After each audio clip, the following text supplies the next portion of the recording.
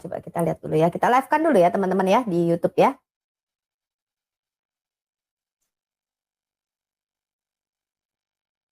Oke, shalom ya buat semua teman-teman yang ada di YouTube maupun di TikTok. Kali ini kita akan membahas tema yang cetar membahana ya. Cukup menggelitik saya sebagai seorang apologet yang bergerak secara aktif, karena saya itu aktif di dunia apologet itu dari tahun 2019. Pada waktu itu keprihatinan saya adalah begitu banyaknya tuduhan-tuduhan terhadap iman Kristen, baik itu di media-media sosial. Pada waktu itu YouTube belum terlalu booming sekali ya, nggak seperti sekarang ini, mungkin hanya beberapa saja yang booming pada waktu itu, mungkin zaman-zaman Christian Prince pada waktu itu ya, yang namanya cukup mencuat sampai sekarang. Pada waktu itu saya hanya menerjemahkan video daripada Christian Prince ya, kemudian saya melihat sesuatu yang besar yang akan Tuhan lakukan dan Tuhan kerjakan melalui media sosial. Ya, visi yang kita dapatkan pada waktu itu melalui pastor saya, pendeta saya adalah Hakim-Hakim 7 ya, atau Hakim-Hakim pasal yang ke-7 ayat yang ke-7, yaitu pasukan Gideon. Jadi Tuhan memberikan visi kepada kami bahwa penginjilan kepada muslim itu akan terbagi menjadi 3 pasukan ya, sama seperti pasukan Gideon dibagi menjadi 300 pasukan. Itu Tuhan memberikan dengan jelas dan Tuhan berbicara dengan jelas kepada kita. Ya, visi itu saya tangkap tahun sekitar 2019 ya, melalui pastor saya, bahwa penginjilan yang efektif Tuhan akan pakai 3 jalur ya. Yang pertama tentu saja adalah jalur kontekstual, yang kedua adalah jalur dialog, dan yang ketiga adalah jalur membongkar ajaran Islam. Nah, cuman pada waktu itu tidak banyak yang bergerak di jalur ketiga ini. Nah, jadi mungkin banyak teman-teman pastor-pastor pendeta, Pak Isra Soru, Pak Deki Ngandas, Pak Muriwali tidak mengetahui background ya. Ada banyak mungkin pendeta-pendeta di TikTok atau pendeta-pendeta di YouTube atau pastor-pastor tidak begitu mengenal saya dan tidak begitu mengenal Bang Edis. Ya, mereka berpikir bahwa kami ini adalah TikToker atau YouTuber karbitan gitu ya. Yang baru muncul begitu. Ya. Nah, jadi banyak teman-teman yang tidak mengerti hal itu ya. Saya turunkan dulu supaya layarnya bisa berbesar. Saya melayani Tuhan dari tahun, umur saya berapa ya waktu itu bertobat ya, mungkin 24-an something ya. Dan saya sudah sejak awal ketika saya menerima Yesus sebagai Tuhan dan Juru Selamat, maka saya sudah melakukan pelayanan di misi dan penginjilan ya. Pada waktu itu saya ketua misi dan penginjilan di Pemuda ya, dan juga termasuk aktif di pendoa syafaat pada waktu itu di gereja Betani ya. Makanya kemarin pastor kami waktu datang ke Amerika, kita ketemu di Philadelphia. Waktu itu kan saya tidak open camp ya, lalu pastor saya mengatakan, loh kamu tuh Sofia katanya. Kamu tuh ternyata yang namanya Sofia, dulu kamu masih kecil katanya gitu ya. Jadi pastor saya bilang, kamu dulu maksud pelayanan tuh kamu masih kecil loh dulu katanya. Enggak kecil, orang saya udah gede ya, udah 20 tahun lebih. Dia bilang, kamu dulu masih kecil, oh ternyata kamu toh yang namanya Sofia, dia bilang, kamu yang melayani. Terus kita cerita-cerita dan kita mengenang pelayanan-pelayanan masa lalu. Memang dari dulu saya selalu aktif di misi dan penginjilan, dan beliau tahu, beliau juga aktif di misi dan penginjilan terutama kepada kaum muslim ya. Jadi ini menular urapannya, rohnya menular. Karena beliau suka sekali menginjili, jadi saya juga suka menginjili ya dari dulu teman-teman. Nah, Anda mungkin nggak tahu itu ya, zaman itu belum ada HP aja masih jarang. Itu HP itu kalau beli masih mahal zaman tahun-tahun itu. Dan saya suka menginjili itu kepada teman-teman saya di kampus-kampus ya. Jadi saya suka menginjil kepada teman-teman saya, sampai teman-teman saya bilang, jangan duduk deket-deket Sofiatul, nanti kamu diinjili katanya. Ada banyak teman-teman nggak ngerti hal ini. Jadi mereka berpikir Sofia itu muncul, Bang Edis itu muncul karena seperti yang banyak teman-teman sekarang ini baru bermunculan di dunia TikTok, betul? Di media sosial itu menjadi celebrity apologet ya, atau apologet celebrity saya bilang. Ya, karena mereka baru muncul di TikTok, mereka melayani di TikTok, mereka melayani di YouTube ya. Tapi sebenarnya di dalam dunia nyata mereka belum pernah terlibat langsung di dalam dunia misi maupun penginjilan. Bahkan kalau saya boleh ngomong teman-teman, beberapa apologet Kristen yang saya nggak mau sebut nama, yang sering tampil untuk mengulas firman Tuhan itu sebenarnya mereka tidak bergereja, teman-teman. Nah, cuma saya nggak mau ngomong aja gitu ya. Nah, mereka tidak punya komunitas gereja, mereka hidup di dalam dunianya sendiri, yaitu dunia per-tiktokan, dunia per-apologetan. Nah, mereka tidak melayani di gereja langsung, tidak berkomunitas, dan ya saya nggak tahu, ya. Nah, tetapi ya oke lah, karena Tuhan masih mau pakai mereka, ya biarin aja gitu, selama Tuhan masih mau pakai mereka. Nah, begitu juga dengan Bang Edis ya teman-teman, Anda mungkin nggak tahu, beliau ini bukan karbitan, ya beliau orang yang sudah sangat sering berdialog dengan Muslim. Saya dulu kalau menginjili, kalau teman menginjili teman-teman Muslim, saudara saya Muslim ataupun ini, saya secara langsung, dia itu sering menerima bantahan langsung. Saya nggak punya cara itu, karena saya dulu nggak mengerti ajaran Islam, teman-teman. Saya tidak mempelajari Islam, saya tidak begitu mengerti. Setelah saya mempelajari Islam, tahun 2019 saya mulai tertarik, saya baru mengerti, oh Islam itu seperti ini. Nah, ada banyak teman-teman pendeta itu tidak menerima visi dari Tuhan. Dia tidak tahu bagaimana caranya menginjil kepada orang Muslim. Nah, saya melihat video-video ini dan kecenderungan para pendeta-pendeta ini untuk menghakimi kita, untuk menjudge kita ya. Oh Bang Edis itu bukan apologet katanya. Kalau apologet itu harus seperti saya. Jadi ada banyak orang tuh menginginkan cara dia itulah yang paling baik gitu. Ya, menginginkan orang itu menjadi seperti dia. Nggak bisa teman-teman. Setiap orang itu mempunyai caranya sendiri-sendiri di dalam memberitakan firman. Cara saya mungkin Anda nggak cocok dengan cara saya. Caranya yang lain mungkin nggak cocok dengan cara saya. Karena kita punya karakter masing-masing berbeda. Dan itu sesuai dengan pengetahuan masing-masing kita. Ya, pengetahuan kita masing-masing. Dan seberapa seringnya pengalaman kita dalam berdiskusi dan berdialog dengan orang Muslim. Lalu mereka mengatakan begini, oh Bu Sofi sama Bang Edis itu kan enak di luar negeri ya. Mereka lari katanya ke Amerika. Itu adalah perkataan orang-orang yang memang tidak pernah mendapatkan visi dari Tuhan, teman-teman. Ya, tidak pernah mendapatkan visi dari Tuhan. Mereka tidak mengerti apa sebenarnya yang terjadi. Ya. Lalu beberapa pendeta-pendeta, pastor-pastor ya yang ada di YouTube misalnya, mereka mengatakan, oh Edis itu bukan apologet. Dia kan hanya bisa menghujat Islam, hanya bisa bahas Quran katanya gitu. Dan dia ada di Amerika katanya gitu. Lah kalau kita lihat teman-teman, mereka yang ada di Indonesia, pertama mereka tidak bisa membahas Islam. Kenapa? Mereka tidak berani open camp.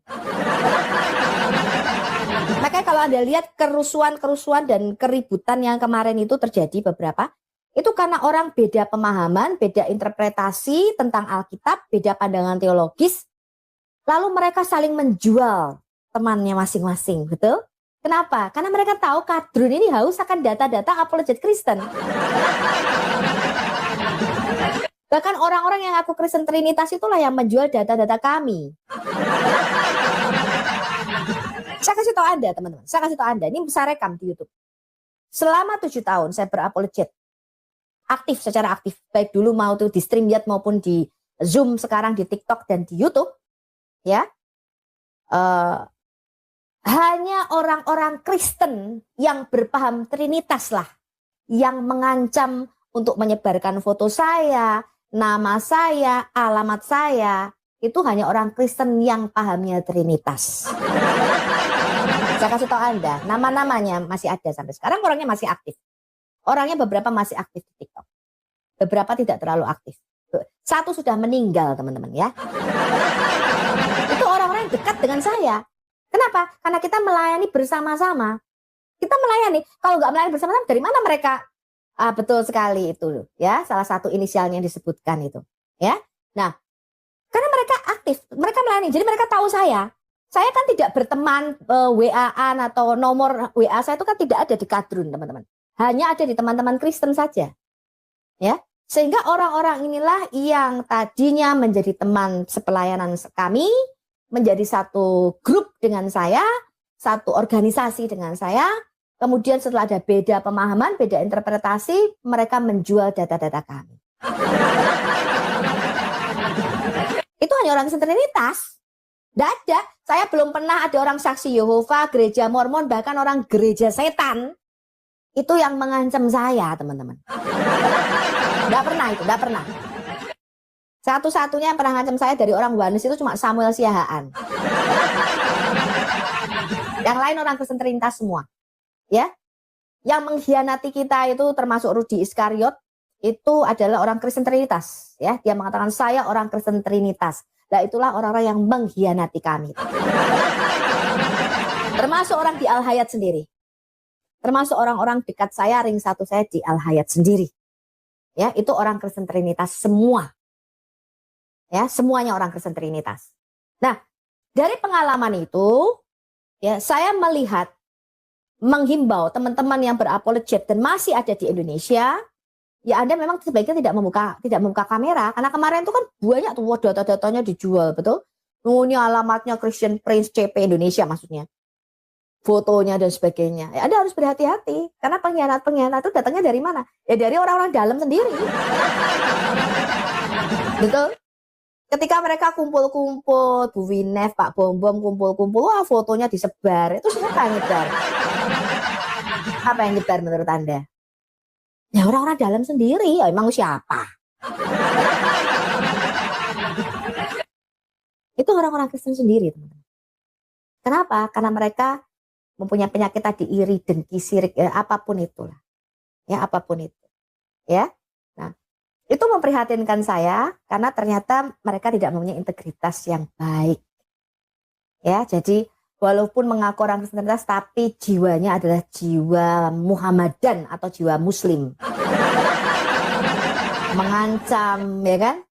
Wah, nanti saya kirim satu pasukan, satu batalion untuk menggeruduk kamu. Buset.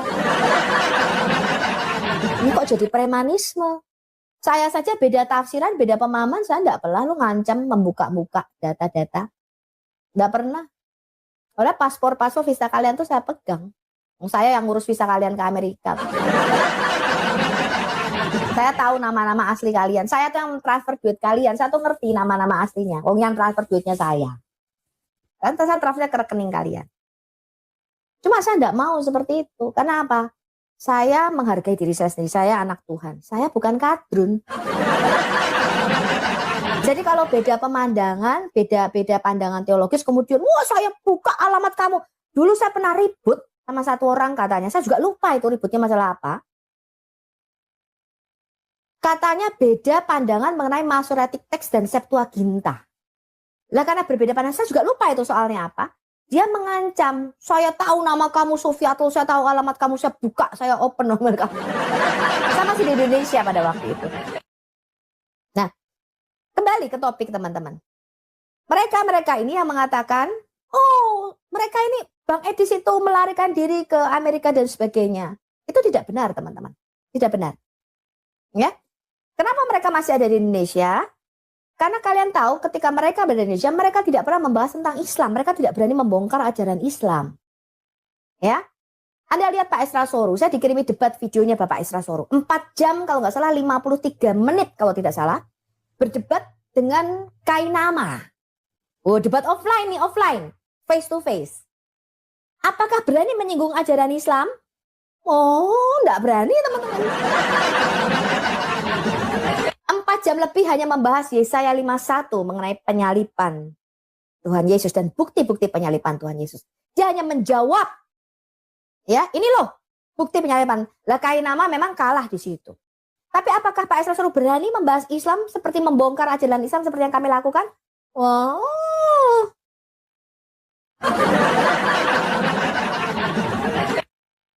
Pak Deki Ngandas sebaliknya. Dulu beliau tajam, saya mengikuti beliau. Sekarang ini saya sudah tidak lagi mengikuti beliau.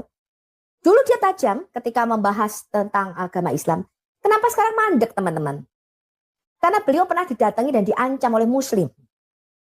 Dan mereka mungkin membuat satu perjanjian, jangan lagi ngomongin Islam. Kalau ngomong nanti digrebek itu sekolah STT. Ya, jadi beliau sekarang udah nggak berani lagi ngomongin tentang Islam. Pak Muriwali, Anda tahu kemarin debat terakhir dengan Pendeta Moses dengan Bapak Egy Sujana, ya perdebatannya masih bisa kita lihat di YouTube. Baru ngomong ini, Pak Moses baru ngomong, ya kalau masalah kontradiksi ya di Quran juga banyak kontradiksi. Egy Sujana langsung berdiri, wah darahmu halal. Pak Budi Azali, datang ke Ustadz Ipung Atria. Saya lihat videonya. Pak Buas Budi Azali bertanya kepada Muslim nih, Ipung Atria. Saya nggak tahu dia mualaf apa enggak. Bagaimana menurutnya Edis? Oh, Edis itu buronan. Kata, wah, Buas manggut-manggut. Wah. Nah, biasa toh, mau menjilat Muslim ya toh. Kan kalau beda dengan Pak Budi Azali. Kalau Pak Budi Azali kan tidak melarikan diri ke Amerika. Bapak kan masih tetap di Indonesia. Ya iya, orang nggak berani ngomong tentang Islam. Yang diomongin, yang diserang kan sesama Kristen. Betul? Yang diserang kan sesama Kristen, teman-teman. Nggak berani. Orang Pak Budi Azali itu ada videonya. Debat offline ini. Kalau nggak salah di Mualaf Center kalau nggak salah. Beliau itu baru ngomong begini. Teman-teman saya murtadin, ex-muslim, berkata bahwa kalau di dalam Islam itu ada namanya cuci dosa. Jadi dosanya itu dicuci dulu. Jadi mereka itu harus masuk dulu ke dalam neraka. Dan itu ada surat Maryam ya, ayat 19. Mereka harus masuk dulu ke dalam neraka. Wah, langsung satu orang dari audio itu naik, berdiri. Terus bilang, wah, darahnya Pak Buas ini halal. Nah, makanya teman-teman, Anda tuh jangan menjudge. Anda harus melihat apa? Loh, kalau Anda berani berbicara seperti kami di Indonesia, apa yang terjadi teman-teman? Pak Gracia Pelo ditangkap 2 tahun masuk penjara. Pak Gracia Pelo tuh pakai data teman-teman. Ditangkap karena membuka ajaran Islam. Anak Batak 2 kali malah ini gak kapok rek, malah tuman. 2 kali masuk penjara. Pak Yusuf Manubulu dulu berbicara sangat luar biasa itu channelnya. Saya dulu hampir tiap hari masuk ke channelnya beliau waktu beliau ada di YouTube. Channelnya beliau besar waktu itu. Gak berani ngomongin Islam. Pak Saifuddin baru ngomong sudah dikejar teman-teman. Sampai beliau sekarang gak pulang-pulang ke Indonesia. Gak berani yang di Indonesia itu. Rudi Iskariot apa berani ngomongin Islam? Udah gak berani debat sama Islam. Sudah duduk bareng dengan Muslim. Lah, kalau Anda mengancam Edis, mengancam Sofiatul, memfitnah Edis, memfitnah Sofiatul, ya enggak ada efeknya. Orang saya sama Bang Edis orang Kristen kok. Kami kan bukan kadrun. Enggak mungkin saya dan Bang Edis mengatakan, halal darahmu Rudi. Enggak mungkin. Malah saya dan Bang Edis mengatakan apa? Ampunilah dia. Kasihilah dia. Berkatilah dia. Betul? Lah ajaran kasih kok, betul? Makanya mereka berani mengkeroyok kami. Pak Esra Soru mengkritik Sofia, mengkritik Edis. Kenapa? Lah karena darahnya tidak dihalalkan oleh kami. Nah coba beliau mengkritik Islam. Wow, kepalanya hilang teman-teman. Ya, Pak Deki Ngandas tidak berani bicara tentang Islam karena sudah pernah digeruduk Muslim. Gitu loh.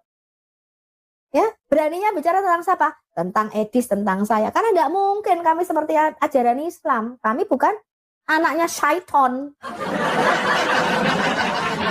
Ya. Nah, sekarang gini ya. Kita lihat apa tanggapan Bang Edis.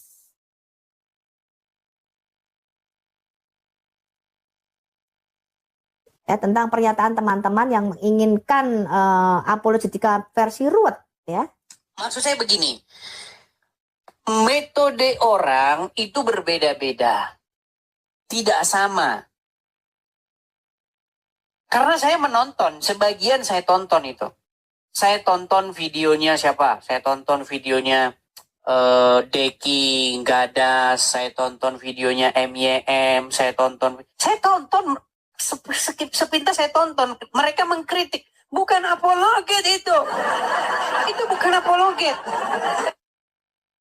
Ya sudut pandangmu kalau bukan apologet ya terserah kamu mau bilang apa terserah. Buktinya kalau kamu live, penontonmu ya paling 200 orang, 300 orang, 150 orang. Enggak, kamu lihat ini. Kalau saya siaran ini di TikTok saja udah 14.800 orang yang nonton ini secara live. Berarti metode yang berhasil, saya nggak mengatakan metode saya lebih berhasil dari metodemu. Tidak pernah saya katakan itu. Kita punya cara yang berbeda. Kamu punya cara berapologet. Kamu punya cara menyampaikan pesan-pesan Yesus kepada orang Islam dengan caramu. Saya juga punya cara. Tetapi ketahuilah, pengalamanmu tidak lebih jauh daripada pengalaman saya.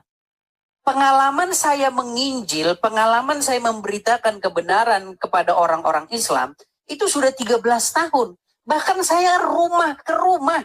Bayangkan, rumah ke rumah saya datangi. Jangan salah Anda. Zaman dulu saya mendatangi rumah-rumah.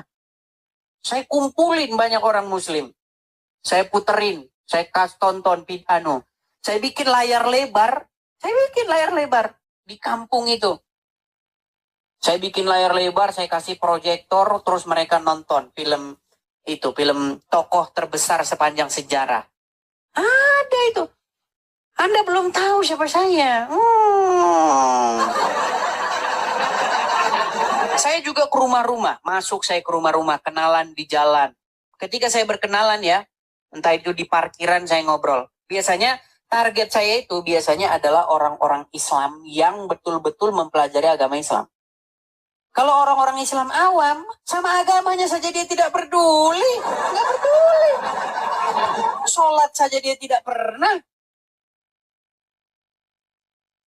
Tetapi ketika saya melihat ada seorang Muslim, dia pakai baju koko, pakai kopiah. Ini orang-orang seperti ini paling demen saya lihat. Ketika saya duduk di parkiran, saya ngobrol sama dia. Muslim bang? Iya, Muslim. Kenalan. Saya Kristen. Saya tertarik nih, pengen ngobrol sama Anda nih seputar perbandingan Islam dan Kristen. Boleh? Oh boleh. Ayo kenalan. Main ke rumah. Oh, Anda tidak tahu saya. Anda tidak tahu saya ya. Tidak tahu. Saya ke rumahnya main. Disuguhin teh apa minum, ngobrol kami. Sampai istrinya yang ngasih kode-kode, suruh pulang. Oh, Anda tidak tahu. Jadi pengalaman saya yang panjang itu membuat saya itu harus menggunakan cara tertentu. Memang cara saya itu adalah menyadarkan dia dulu bahwa dia di jalan yang sesat. Itu dulu yang saya gunakan. Bagaimana dia mau percaya apa yang saya katakan? Orang dia saja tidak percaya dengan ada yang di tangan saya. Mereka itu tidak percaya ketika saya buka Injil. Mereka nggak percaya itu dengan yang di tangan saya itu. Maka saya tunjukkan di Quran dia. Buka Quranmu, buka. Oke, setelah dibuka. Apa kata Quranmu? Kamu disuruh beriman nggak kepada Injil? Iya. Selama ini mereka tidak tahu ada ayat itu. Orang Muslim tidak tahu di dalam Al-Quran ada perintah untuk beriman kepada Injil. Karena apa? Karena mereka bacanya huruf Arab.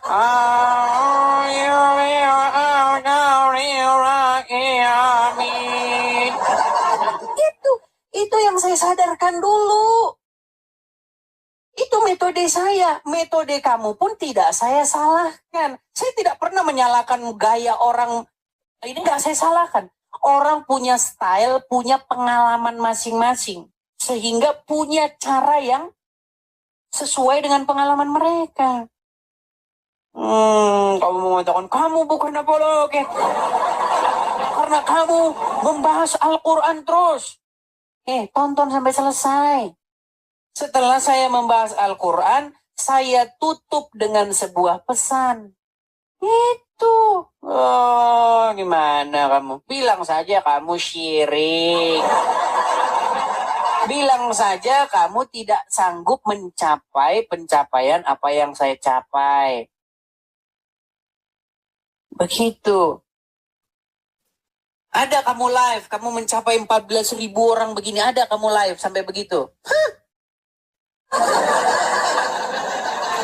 Ayo silakan. Yang muslim silakan. Ya, jadi setiap orang itu mempunyai cara berapologetika sendiri-sendiri. Ya, ketika kita berapologetika dengan menurut Pak Deki Ngandas, kita harus menggunakan istilah-istilah ruwet ya, yang menurut dia adalah filsafat teologi. Jadi itulah sebabnya teman-teman, kalau hanya melihat sepotong video pernyataan Bang Tritunggal dibuang ke tong sampah, Bang Edis nggak ngomong begitu konteksnya. Beliau waktu itu berdiskusi dengan Elia Myron. Ya, kalau semisal orang-orang ini secara sederhana dia terima Tuhan Yesus, ya, dia mau hidup seperti Tuhan Yesus, tapi dia nggak ngerti istilah-istilah teologis itu, ya, istilah Tritunggal ini dia buang ke tong sampah, dia nggak ngerti lah kayak gitu-gitu. Apakah dia selamat apa enggak? Nah, itu maksudnya konteksnya, ya. Begitu juga dengan teman-teman kemarin ketika terjadi polemik rencana yang siapa yang membunuh dan menyalibkan Tuhan Yesus, Anda itu cuma lihat video sepotong, teman-teman, ya. Video sepotong itulah yang kemudian dibawa pertama kali di-upload di tempatnya Pak Bom Bom pada waktu itu. Saya itu mendengar dari bawah, saya mengamati dari bawah 9 jam. Beliau membahas itu 9 jam. Pada waktu itu saya masih kerja, saya naik itu dan saya bilang stop. Kenapa? Karena saya tahu konteksnya dan itu tidak benar. Ya, itu tidak benar. Lalu dipelintir menjadi Edis mengatakan karya salib, karya keselamatan, karya iblis. Lu nggak pernah beliau ngomong begitu. Saya bilang Anda hanya melihat potongan video. Anda hanya melihat sepotong video itu saja. Anda tuh nggak melihat konteksnya secara besar. Ya, saya bilang saya bukan melihat potongan video. Pak Bobom itu terima video potongan video dari Bang Oki. Dia hanya lihat gitu potongan video seberapa menit itu, kemudian dia menyimpulkan dan berasumsi sendiri. Lalu di komal TikToknya dia bilang, aku nggak mau kalau karya keselamatan, karya iblis. Beliau nggak ngerti konteksnya. Ya, pada waktu saya naik, malah saya bilang, wah Bu Sofi ini sombong katanya. Saya bilang stop. Saya bilang Anda nggak tahu konteksnya. Maka jangan berbicara ketika Anda itu tidak paham dan tidak mengerti backgroundnya. Saya bilang saya tuh bukan lihat video dari Bang Edis. Saya itu secara live mendengarkan langsung penuh pakai kuping saya yang kayak 2 centelan panci ini, teman-teman. Saya tidak melihat potongan video, saya itu mendengarkan live, saya melihat. Saya tahu betul konteksnya pada waktu itu dia sedang berbicara dengan Yusuf PA. Dia, Bang Edis itu bukan sedang duduk seperti Pak Deki Ngandas di sekolah STT, ya, lalu bicara mengenai predestinasi, bukan. Beliau tidak sedang membahas itu. Beliau itu sedang berdebat dengan Yusuf PA, ya, yang mengatakan siapa menurut kamu yang merencanakan untuk menyalibkan dan membunuh Yesus? Apakah iblis berjasa, ya, dalam menyalibkan Tuhan Yesus? Itu konteksnya dan itu sebenarnya sudah dijelaskan oleh Bang Edis banyak kali.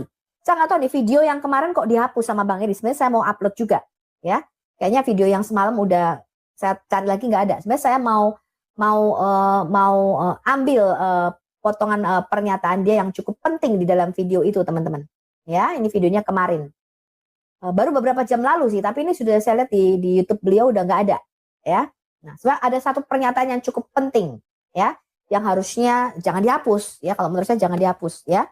Nah, tapi ya udahlah, oke, ya, nggak apa-apa.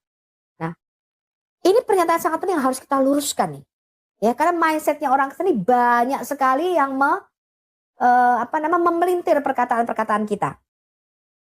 Termasuk saya sudah unfollow Christian Prince Indonesia, CP Indonesia. Kenapa? Karena beliau ternyata tetap mengatakan, Edis mengatakan karya salib, karya keselamatan tuh kayak iblis. Loh, Edis nggak pernah ngomong begitu. Nggak pernah beliau ngomong begitu. Saya punya 2 video rekaman, masih ada di YouTube saya nggak hapus. Ya, beliau tidak pernah menyatakan karya salib atau karya keselamatan itu karya iblis, teman-teman. Nah, justru teman-teman Kristen sendirilah yang memelintir perkataan ini.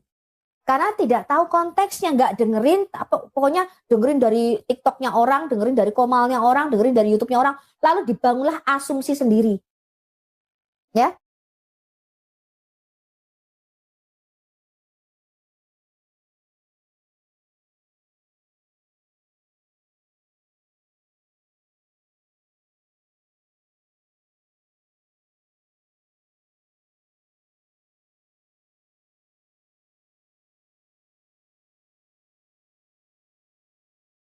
Seperti Pak Deki Ngandas tadi yang mengatakan Edis berkata Tritunggal dibuang ke tong sampah. Beliau tidak lihat konteksnya karena beliau nggak pernah dengerin kita, teman-teman.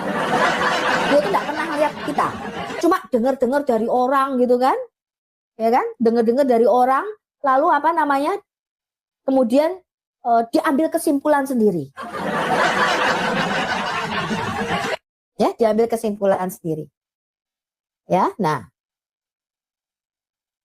Padahal ketika misalnya Bang Idris memberikan pernyataan Yesus punya Tuhan, ya, lalu menjadi satu kehebohan sendiri.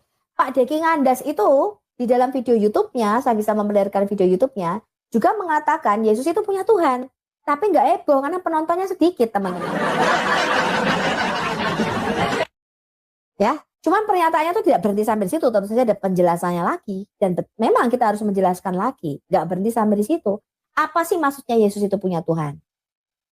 Ya, nah, jadi saya rasa teman-teman, kalau Anda tidak mencampuri komalnya orang, Anda tetap aja lempeng ya pada tujuan visi Anda.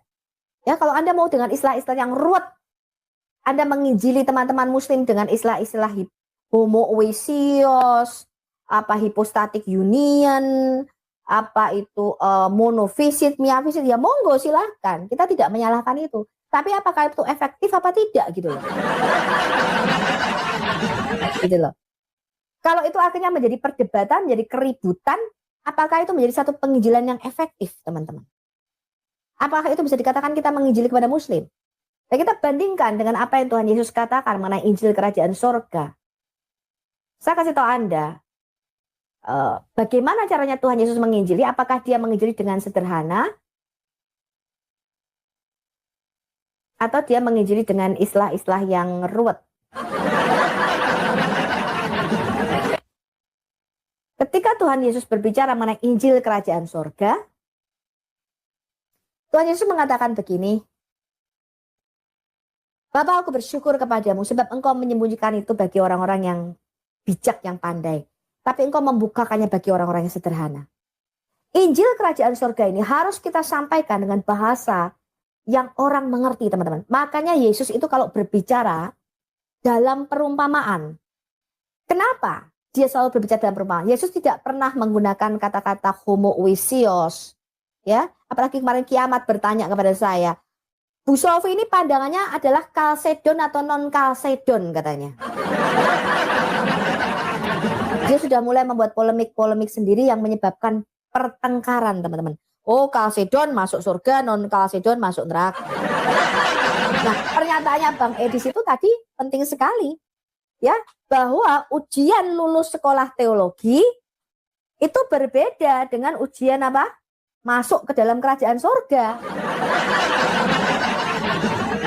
Monofisit, miafisit, dwinatur, trinitas, oneness, segala macam itu apa? Homoousios, apa itu? Itu adalah ujian lulus sekolah teologi, teman-teman. Tadi pernyataan Bang Edi sebenarnya saya mau angkat ya, cuman kok videonya sudah tidak ada. Ya, itu ujian kalau Anda sekolah teologi, itu baru Anda diuji hal seperti itu, filsafat teologi, menggunakan istilah ruwet dan jelimet. Kalau Anda masuk STT, itu ujian lulus sekolah tinggi teologi. Kalau Anda mau jadi pendeta ya, nanti ada eksegesis, apalah segala macam itu. Tapi itu bukanlah tes kita masuk dalam kerajaan surga. Maka Yesus di dalam memberitakan Injil, ketika kita pelajari dia tidak ruwet-ruwet, dia pakai perumpamaan. Dia mengatakan begini, kerajaan surga itu seumpama seorang petani nabur benih. Ada yang jatuh di pinggir jalan, dimakan oleh burung. Ada yang jatuh di tanah yang berbatu-batu. Ada yang jatuh di semak duri. Ada yang jatuh di tanah yang subur. Kerajaan surga itu seumpama seorang nelayan yang mau menjala ikan, dia sebarkan pukatnya dan dia jala begitu banyak ikan. Kerajaan surga umpama seorang raja yang mengundang orang untuk masuk di dalam perjamuan kawin. Dia undang orang di jalan-jalan itu supaya masuk di dalam perjamuan kawin. Kerajaan surga itu seumpama seorang raja yang tidak mengadakan perhitungan dengan hamba-hambanya.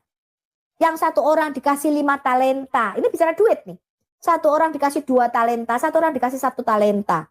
Kemudian raja ini pergi. Menjadi raja, dinobatkan di kerajaan yang jauh. Kemudian ketika dia balik. Dia berkata, sudah jadi berapa talenta yang aku berikan kepadamu? Kerajaan surga seumpama seorang yang menemukan mutiara yang sangat berharga. Dia jual semua hartanya. Dan dia belikan tanah ini untuk mencapai mutiara yang sangat berharga karena dia menemukan yang sangat-sangat barang yang begitu berharga. Itulah kerajaan sorga. Kerajaan sorga itu seumpama seorang bapak yang mempunyai 2 anak, kata Yesus. Yang sulung dia tetap tinggal dalam rumah, yang bungsu dia minta warisan bapaknya, kemudian dia berfoya-foya, bahkan dia jatuh miskin, menghabiskan uang bapaknya dengan pelacur-pelacur, kemudian dia makan makanan babi, dan dia kembali, dia berkata, di rumah bapakku banyak tempat tinggal. Banyak makanan di rumah bapakku. Kenapa aku harus makan makanan babi? Sebaliknya aku balik saja ke rumah bapakku. Dia bicara dengan orang yang sederhana. Dengan bicara Injil disampaikan dengan orang-orang yang sederhana, dengan para nelayan. Dia mengatakan begini kepada para muridnya, engkau adalah penjala ikan, akan aku jadikan engkau penjala manusia. Ketika dia berkata kepada Rasul Yohanes, Rasul Andreas, Petrus, ikut aku, akan aku jadikan engkau penjala manusia. Rasul Petrus dan Yohanes tidak perlu masuk dulu sekolah tinggi teologi, anak. Coba kamu bisa enggak nanti mengeksekusi, jangan sampai salah ayat ini ya. Kalau kamu salah menafsirkan, coba di Kejadian 1 ayat 26 itu, menurut kamu Petrus, ya, marilah kita menjadikan manusia menurut gambar dan rupa kita. Kata kita itu siapa coba? Kata kita itu siapa? Kalau jawabanmu bukan Trinitas, Bapa, Putra, Roh Kudus, wah kamu cilaka ini Petrus. Coba Andreas, coba aku tanya sama Rasul Andreas. Menurut kamu anak manusia itu mempunyai berapa natur? Coba. Ada berapa roh yang di dalam diriku ini? Apakah ada roh manusia atau roh Allah? Apakah aku ini setengah Allah atau setengah manusia? Menurut kamu bagaimana, Andreas? Nah, ternyata tidak, itu untuk menjadi penjala manusia. Ya, Rasul Petrus, Yakobus, Andreas itu enggak masuk sekolah STT itu. Belum belajar ini apa namanya dwinatur. Mereka belum belajar namanya monofisit atau miafisit, ya. Ada berapa pribadi itu di dalam diri Yesus itu ya. Mereka belum belajar itu sampai ke situ pengetahuannya ya. Mereka hanya tahu satu. Menurut kamu, kata Tuhan Yesus, siapakah aku ini? Rasul Petrus berkata, you are the Messiah. Engkau adalah Mesias, the Son of the living God. Anak dari Allah yang hidup. Luar biasa. Itulah ujian sekolah STT. Ujian sekolah STT daripada Tuhan Yesus. Lalu Tuhan Yesus berkata, lulus Rasul Petrus, lulus. Di atas batu karang ini aku akan mendirikan jemaatku. Loh, cuma satu loh pertanyaannya ujian STT-nya Tuhan Yesus. Menurut kamu, siapakah aku ini? Ujiannya adalah seberapa dalam kita punya hubungan dengan Tuhan Yesus. Seberapa dalam kita mengenal Tuhan Yesus. Para rasul mengatakan, oh menurut mereka engkau salah satu daripada nabi itu. Seperti Elia, seperti Yesaya. Petrus berkata. Tapi Yesus berkata begini, no, jangan kata orang. According to you. Menurut kamu, ini ujian STT-nya Tuhan Yesus. Menurut kamu, siapa aku ini? Oh Tuhan, engkau ini firman Allah yang menjadi manusia. Engkau sesuatu firman Allah itu di dalam diri Allah itu tidak terpisahkan, kemudian sak egeneto. Firman menjadi manusia. Bagaimana menjadi manusia tidak ngerti. Jadi engkau mempunyai dwinatur Tuhan. Engkau sekaligus Allah, sekaligus manusia. Berarti engkau ini monogenes dengan Bapa. Belum sampai situ pelajarannya Rasul Petrus. Ya, itu baru nanti. Menurutku ya engkau itu lalu Yesus, apakah menurutmu aku ini subordinat? Apakah aku ini setara dengan Allah Bapa atau sehakikat atau bagaimana? Nah, kalau subordinat di dalam ontologinya ya berarti kamu nggak masuk kerajaan surga. Petrus simple menjawab begini. You are the Messiah. Engkau adalah Mesias, the Son of the living God. Lulus karena Tuhan Yesus, lulus. Lulus. Dan Dan Yesus berkata, di atas pengakuanmu, di atas batu karang ini, I will build eklesiaku. I will build my church. Aku akan mendirikan eklesiaku. Aku akan mendirikan jemaatku di atas batu karang ini. Dan alam maut tidak akan menguasainya.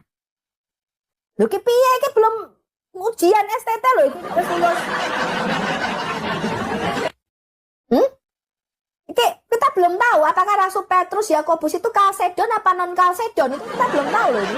Belum tahu. Apa kalau nanti tergantung ini jawabannya ya. Kalau Kalsedon apa non Kalsedon nanti tidak masuk kerajaan surga loh ini Rasul Petrus ini. Aku ngikut Rasul Petrus ya, tahu jawabannya. Aku idem aja sama jawabannya Rasul Petrus. Kan aku ditanya sama kiamat, Bu Sofi Kalsedon apa non Kalsedon katanya. Aku jawabannya idem aja sama Rasul Petrus. Kira-kira Rasul Petrus jawabannya apa ya? Soalnya Rasul Petrus sama Rasul Paulus kan lebih pintar dibanding Bu Sofi. Tak tanya sih nyontek sih. Ya toh? Tak tanya sih sama Rasul Paulus. Nah, menurut Anda, ketika kita memberitakan Injil Kerajaan Sorga, tentu saja beda dengan ujian masuk STT, betul? Ya. Itulah sebabnya kita tuh harus mengerti dalam apa yang kita baca, teman-teman. Dalam apa yang kita baca, kita harus mengerti istilah-istilah tertentu. Contoh misalnya, hanya apologet yang mengajarkan bedanya kata Tuhan dan Allah. Selama belasan tahun saya menjadi orang Kristen, saya itu tidak tahu bedanya kata Tuhan dengan kata Allah. Tidak tahu saya. Yang men-trigger saya untuk belajar pada waktu itu kan ada satu orang anak muda tanya sama saya begini, Bu, aku ditanya sama orang Islam, orang Muslim ini baca kitab, Kisah Rasul 2 ayat 36. Apa pertanyaannya? Dikatakan begini, Bu. Jadi seluruh kaum Israel harus tahu dengan pasti bahwa Allah telah menjadikan Yesus yang kamu salibkan itu sebagai Tuhan dan Kristus. Allah kok menjadikan Yesus sebagai Tuhan ya, Bu?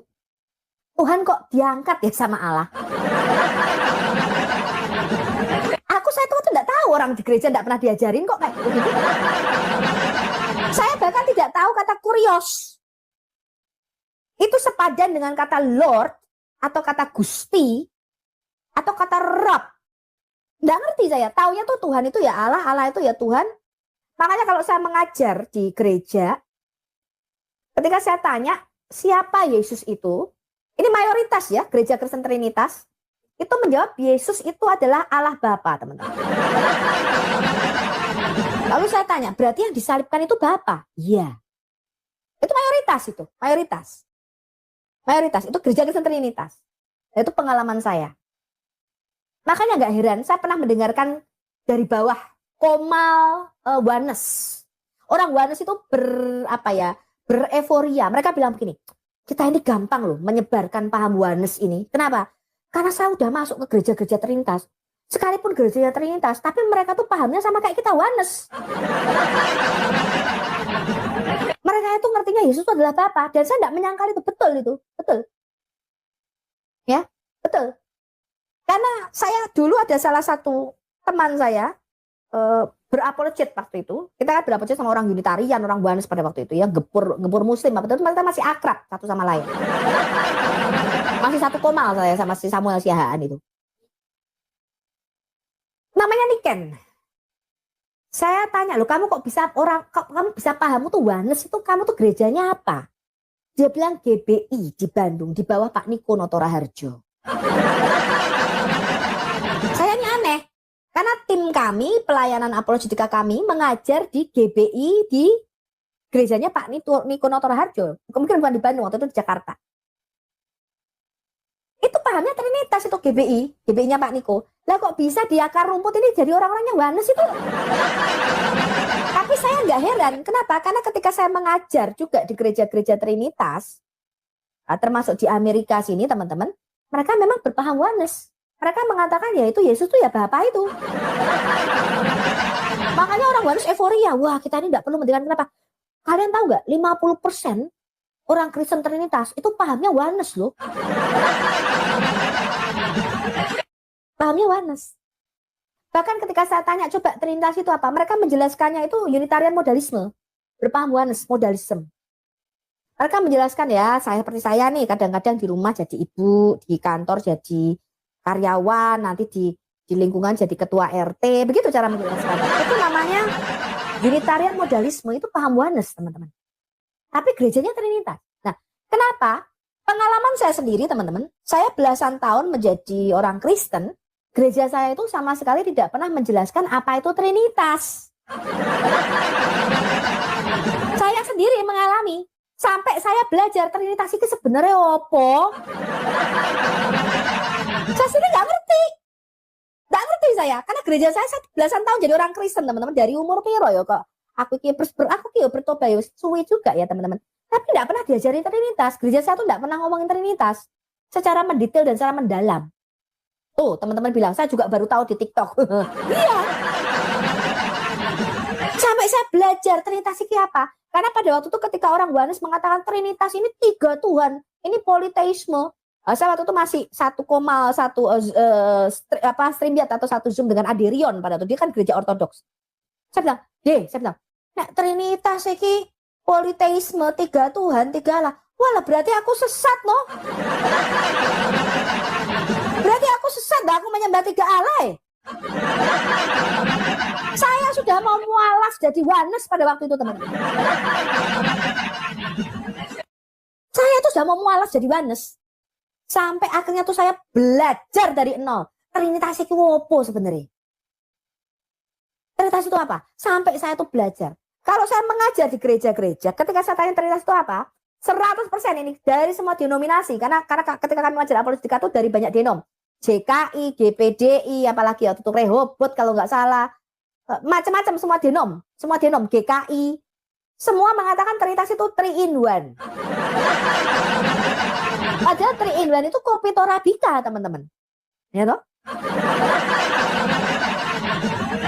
Tapi semua menjawab begitu. Kenapa? Karena memang gereja tidak mengajarkan secara detail apa itu Trinitas. Ya, dan gereja tidak mengajarkan apa bedanya antara Tuhan dan Allah. Saya aja bingung. Tuhan dan Allah. Kalau ditanya orang muslim, Yesus Tuhan. Di dalam benak kita Tuhan itu maksudnya Yesus itu pencipta, begitu loh, pencipta alam semesta. Lalu ditanya sama orang muslim, loh kalau Yesus Tuhan, dia berdoa kepada siapa itu? Aku, Yesus Tuhan. Tuhan kok berdoa kepada Tuhan ya? Lalu di Lukas pasal 2 ayat yang ke-11 dan Lukas pasal 2 ayat yang ke-20 dan 21. Hari ini telah lahir bagimu Kristus, yaitu Tuhan di kota Daud. Ayat berikutnya dikatakan setelah genap 8 hari. Yesus disunat dan dia diserahkan, ditahirkan, dia diserahkan ke bait suci kepada Tuhan. Lah bingung Tuhan kok diserahkan kepada Tuhan. Makanya saking bingungnya Mikana menjawab. Akhirnya wes ra usah bingung-bingung, Yesus ki yo Bapa itu sendiri ae wes. Kenapa? Karena tidak paham arti kata mentuhankan atau mempunyai Tuhan. Bahkan ketika ketika Bang Edis mengatakan Yesus itu punya Tuhan, di dalam benaknya Mata Pisau, Rudi Iskariot, dan teman-teman Kristen, saya nggak mau sebutkan namanya ya karena ya sudah Anda tahu sendiri lah ya. RK, termasuk RK ini yang saya rasa tuh orang jenius, orang cerdas tuh ini. Mereka berpikir, karena mereka tidak paham arti Tuhan, karena kata Tuhan ini tidak pernah diajarkan di gereja, teman-teman. Ya, mereka berpikir ketika Bang Edis mengatakan Yesus itu punya Tuhan, dalam pikiran itu Yesus itu ciptaan. Karena di dalam benaknya RK, di dalam benaknya Mata Pisau, di dalam benaknya Rudi Iskariot, arti kata Tuhan itu pencipta, teman-teman. Kalau Yesus punya Tuhan, berarti dia diciptakan dong. Saya enggak mau ah. Kenapa? Karena kurangnya pemahaman tentang arti kata Tuhan. Apa maksudnya mentuhankan? Apa maksudnya mempunyai Tuhan? Itu orang Kristen enggak paham. Sama seperti orang Muslim, ketika orang Muslim bertanya, di mana Yesus mengklaim akulah Tuhan, sembahlah aku. Di dalam benaknya orang Muslim, kata Tuhan itu artinya pencipta gitu loh teman-teman. Sesembahan. Mereka bertanya kepada kita, maksudnya di mana Yesus mengklaim dia itu pencipta. Lalu di dalam benaknya mereka, Yesus Tuhan itu maksudnya Tuhan itu Allah. Ya, Tuhan itu Allah. Allah itu maksudnya Allah SWT begitu. Nah, orang Kristen yang ditanya karena tidak mengerti arti kata Tuhan, mereka juga berpikir sama. Lalu mereka mengutip ayat-ayat yang jatuh kepada pemahaman oneness karena mereka jatuh pada mengilahikan Yesus dan menolak kemanusiaan Yesus. Bahkan kalau Anda masih dengar beberapa pendeta-pendeta mengatakan Yesus itu bukan manusia. Yesus, mereka menolak paham Yesus itu manusia. Nah, saya kasih tahu ini bukan sesuatu yang baru. Pada zaman para rasul, kalau Anda baca sejarah, kenapa Injil Yohanes itu ditulis? Surat-surat Rasul Yohanes itu ada. Karena pada zaman para rasul itu sudah ada dua bidat. Ada dua aliran besar pada waktu. Yang satu, dia menolak kemanusiaan Yesus. Ya, jatuh pada paham doketisme, Oneness, ya, termasuk Oneness Pentakostal ya tahun 1900-an itu. Dia menolak kemanusiaan Yesus. Itu antikristus, teman-teman. Antikristus itu artinya anti Mesias, karena Mesias itu pasti manusia, begitu loh, ya. Jadi menolak kemanusiaan Kristus itu sama dengan anti Mesias atau antikristus. Tapi yang satu lagi adalah aliran yang menolak keilahian Yesus. Nah, ini jatuh pada paham Unitarian, Allah Yesus Allah kecil, Allah ciptaan, jatuh pada paham Arianisme, Saksi Yehova, dan kemudian Islam. Itu. Makanya Anda baca sejarah, dua aliran ini sudah ada. Makanya Rasul Yohanes itu menekankan kesungguhan dia sebagai sang firman yang sungguh-sungguh Allah, Allah yang sejati. Dan ketika dia menjadi manusia, dikatakan dia adalah manusia yang sejati. Dijadikan sama seperti kita. Dan barang siapa mengatakan dia tidak datang sebagai manusia, dialah antikristus. Itu surat Rasul Yohanes. Anda mesti paham ini. Dua aliran besar ini ada, yaitu sang satu menolak kemanusiaan Yesus, yang satu menolak keilahian Yesus. Ini paham yang ekstrim. Dan itu bukan barang baru, sudah ada. Dan ini menjadi aliran-aliran bidat-bidat sampai sekarang. Ya, itu saya pelajari, saya belajar Trinitas 2 tahun. Makanya saya bacakan Anda ya 2 Timotius 2 ayat 15. 2 Timotius 2 ayat 15. Bunyinya begini, ini dalam bahasa Inggris lebih jelas. Study to show yourself approved unto God, a workman that needed not to be ashamed and can rightly dividing the word of truth. Jadi dikatakan Rasul Paulus mengatakan kepada Timotius begini, belajarlah Timotius, belajarlah. Jadi ketika kita ingin mengenal firman Tuhan itu caranya bukan seperti Mikana, saya pusing atas pertanyaan Islam ini. Yesus Tuhan, Tuhan, Bapa Tuhan, Tuhan, Roh Kudus Tuhan, Tuhan. Ada berapa Tuhan? Dia pusing. Karena dia pusing, caranya bagaimana? Dia mendekam di dalam kamar selama 2 minggu, dia pikir-pikir. Wah, yang ngono jawabannya yang gampang, Yesus itu ya Bapa itu sendiri. Hanya ada satu Tuhan. Tuhan ki satu, intil-intil satu gitu, satu seperti garuan gue gitu. Satu ki Tuhan iki yo satu. Enggak. Bagaimana caranya kita mengenal Tuhan? Mengenal firman Tuhan? Study, belajar. Ya, Rasul Paulus mengatakan kepada Timotius, study supaya kamu berkenan dan layak menjadi seorang hamba, pekerja di hadapan Tuhan. Dan dikatakan, you can rightly dividing the word of truth. Kamu bisa membedakan mana firman yang palsu dan mana yang asli. Caranya apa? Bukan dengan merenung di bawah pohon kurma atau selama 2 minggu di dalam kamar, bukan. Apalagi masuk ke dalam gua lalu merenung gitu ya. Wah, Tuhan ini seperti apa ya? Tuhan ini punya tangan. Tangannya berapa ya? Tangannya Tuhan. Ya. Bukan begitu caranya. Ya. Tetapi belajar. Nanti Roh Kudus akan kasih hikmat ketika kamu belajar. Belajar firman Tuhan. Supaya kamu bisa membedakan mana firman yang benar, pengajaran yang benar, dan pengajaran yang keliru. Caranya bukan dengan bertahanut masuk ke dalam gua, bukan. Cara membedakan firman kebenaran adalah study, untuk belajar. Ya, dan meminta Roh Kudus menerangi kita, supaya ketika kita belajar, kita dibimbing oleh Roh Kudus dan kita mengerti firman mana yang benar dan firman mana yang keliru. Itu caranya, teman-teman. Study, bukan merenung atau bertahan, bukan. Maka saya pelajari itu, Trinitas iki opo. Maka saya tahu ada 2 pandangan, gereja barat dan gereja timur. Dan saya ambil dari gereja timur. Karena gereja timur itu berangkat dari ontologi Allah, berangkat dari keesaan Allah. Itu saya pelajari betul. Nah, saya tidak mau lagi nih pakai istilah-istilah yang nyerimet dan jerut. Ontologi, iki opo to Bu? Ontologi. Opo to Ibu ontologi? Supaya kita bisa membuat bahasa yang sederhana. Supaya kita bisa menjelaskan Trinitas iman kita kepada orang Muslim dengan bahasa dan cara-cara yang sederhana. Sama seperti Tuhan Yesus. Maka Tuhan Yesus menggunakan perumpamaan. Contoh, ketika Rasul Filipus dilarikan oleh Roh Kudus untuk menginjili sida-sida dari Ethiopia. di Kisah Para Rasul. Sida-sida dari Ethiopia ini sedang baca gulungan kitab Nabi Yesaya yang dia baca, yaitu Yesaya 53. Ketika sida-sida dari Ethiopia ini membaca Yesaya 53, Filipus itu dilarikan oleh Roh Kudus, tiba-tiba ada di sebelahnya gitu, di dalam kereta. Kalau Anda baca ceritanya. Kemudian sida-sida dari Ethiopia, Filipus tanya begini, mengertikah kamu apa yang kamu baca? Loh, tiba-tiba Rasul Filipus ngomong. Jadi Rasul Filipus caranya dia menginjili adalah berangkat dari apa yang diketahui orang itu. Jangan dari apa yang tidak diketahui orang itu. Bingung. Ya, dari apa yang dia ketahui. Itu namanya penginjilan kontekstual. Ya. Lalu sida-sida dari Ethiopia ini berkata begini, ini loh aku lagi baca ya Yesaya 53. Dia seperti anak domba yang keluh yang dibawa ke pembantaian dan dia tidak membuka mulutnya. Menurut kamu, kata sida-sida dari Ethiopia, ini Nabi Yesaya, Nabi ini sedang bicara tentang siapa? Tentang siapa dia sedang bicara? Lalu Rasul Filipus menjelaskan, dia lagi menginjili, dia menjelaskan. Ini tentang Yesus Kristus. Lalu dia menjelaskan Yesus mati di atas kayu salib bagi dosa-dosa kita. Lalu pada hari ketiga dia bangkit dari antara orang mati. Ya, dan kalau kamu menerima dia sebagai Tuhan dan Juru Selamatmu, kamu akan diselamatkan. Lalu sida-sida dari Ethiopia itu berkata begini, lihat di situ ada air. Apa yang menghalangiku untuk aku dibaptis, katanya. Lalu Rasul Filipus berkata, oh, nggak bisa, karena kamu harus pergi dulu ke Yerusalem, harus katekisasi dulu 3 bulan. Kamu harus apa itu namanya? CD dulu, CD. Kamu harus CD, kamu harus katekisasi dulu 1 tahun di Yerusalem. Kamu nanti belajar sama Rasul Petrus, sama Rasul Yakobus supaya kamu ngerti betul itu siapa Tuhan Yesus itu ya.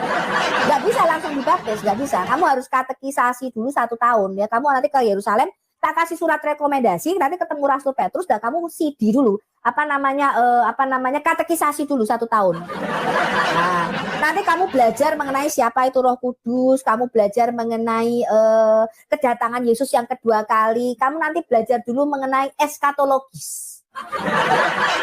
Ya, kamu nanti belajar mengenai kerajaan 1000 tahun, eskatologis, kamu nanti belajar rapture, jangan sampai salah nih rapture-nya nih. Ada 3 pandangan, pra-rapture, middle tribulation sama pro. Nah kalau kamu salah nanti kamu tidak lulus katekisasi, nggak bisa dibaptis ya. Kamu harus belajar dulu siapa itu Roh Kudus ya, siapa eskatologis, belajar dulu ya, belajar dulu nanti kitab Wahyu ini ya, kamu harus belajar eskatologis, nggak boleh salah ini, rapture ini nggak boleh salah loh ya, nggak boleh salah. Nah, baru nanti kamu dibaptis ya toh. Nah apakah seperti itu teman-teman? Ketika Rasul Petrus, kita baca Kisah Rasul 2. Rasul Petrus ini dipenuhi oleh Roh Kudus pada waktu itu. Dia berdiri berkhotbah di depan banyak ribuan jamaah orang Israel pada waktu itu. Lalu Rasul Petrus menjelaskan siapa itu Yesus. Ya, dialah yang ditentukan oleh Allah menjadi jalan keselamatan bagi kita. Tidak ada nama lain di bawah kolong langit ini yang olehnya kita bisa diselamatkan kecuali di dalam nama Yesus. Lalu orang-orang ini terharu dan bertanya, gimana caranya kita bisa diselamatkan? Rasul Petrus, gimana caranya? Oh ya nanti kamu katekisasi dulu 1 tahun. Apa kata Rasul Petrus? Jikalau kamu percaya dan kamu memberi dirimu dibaptis, maka kamu dan anak-anakmu dan seisi rumahmu akan diselamatkan. Begitu juga ketika Rasul Petrus datang kepada salah satu pembesar. Kita lihat Kisah Rasul ya, mungkin teman-teman tidak mempelajari ini. Bagaimana caranya para rasul ini menginjil ya. Kita lihat ini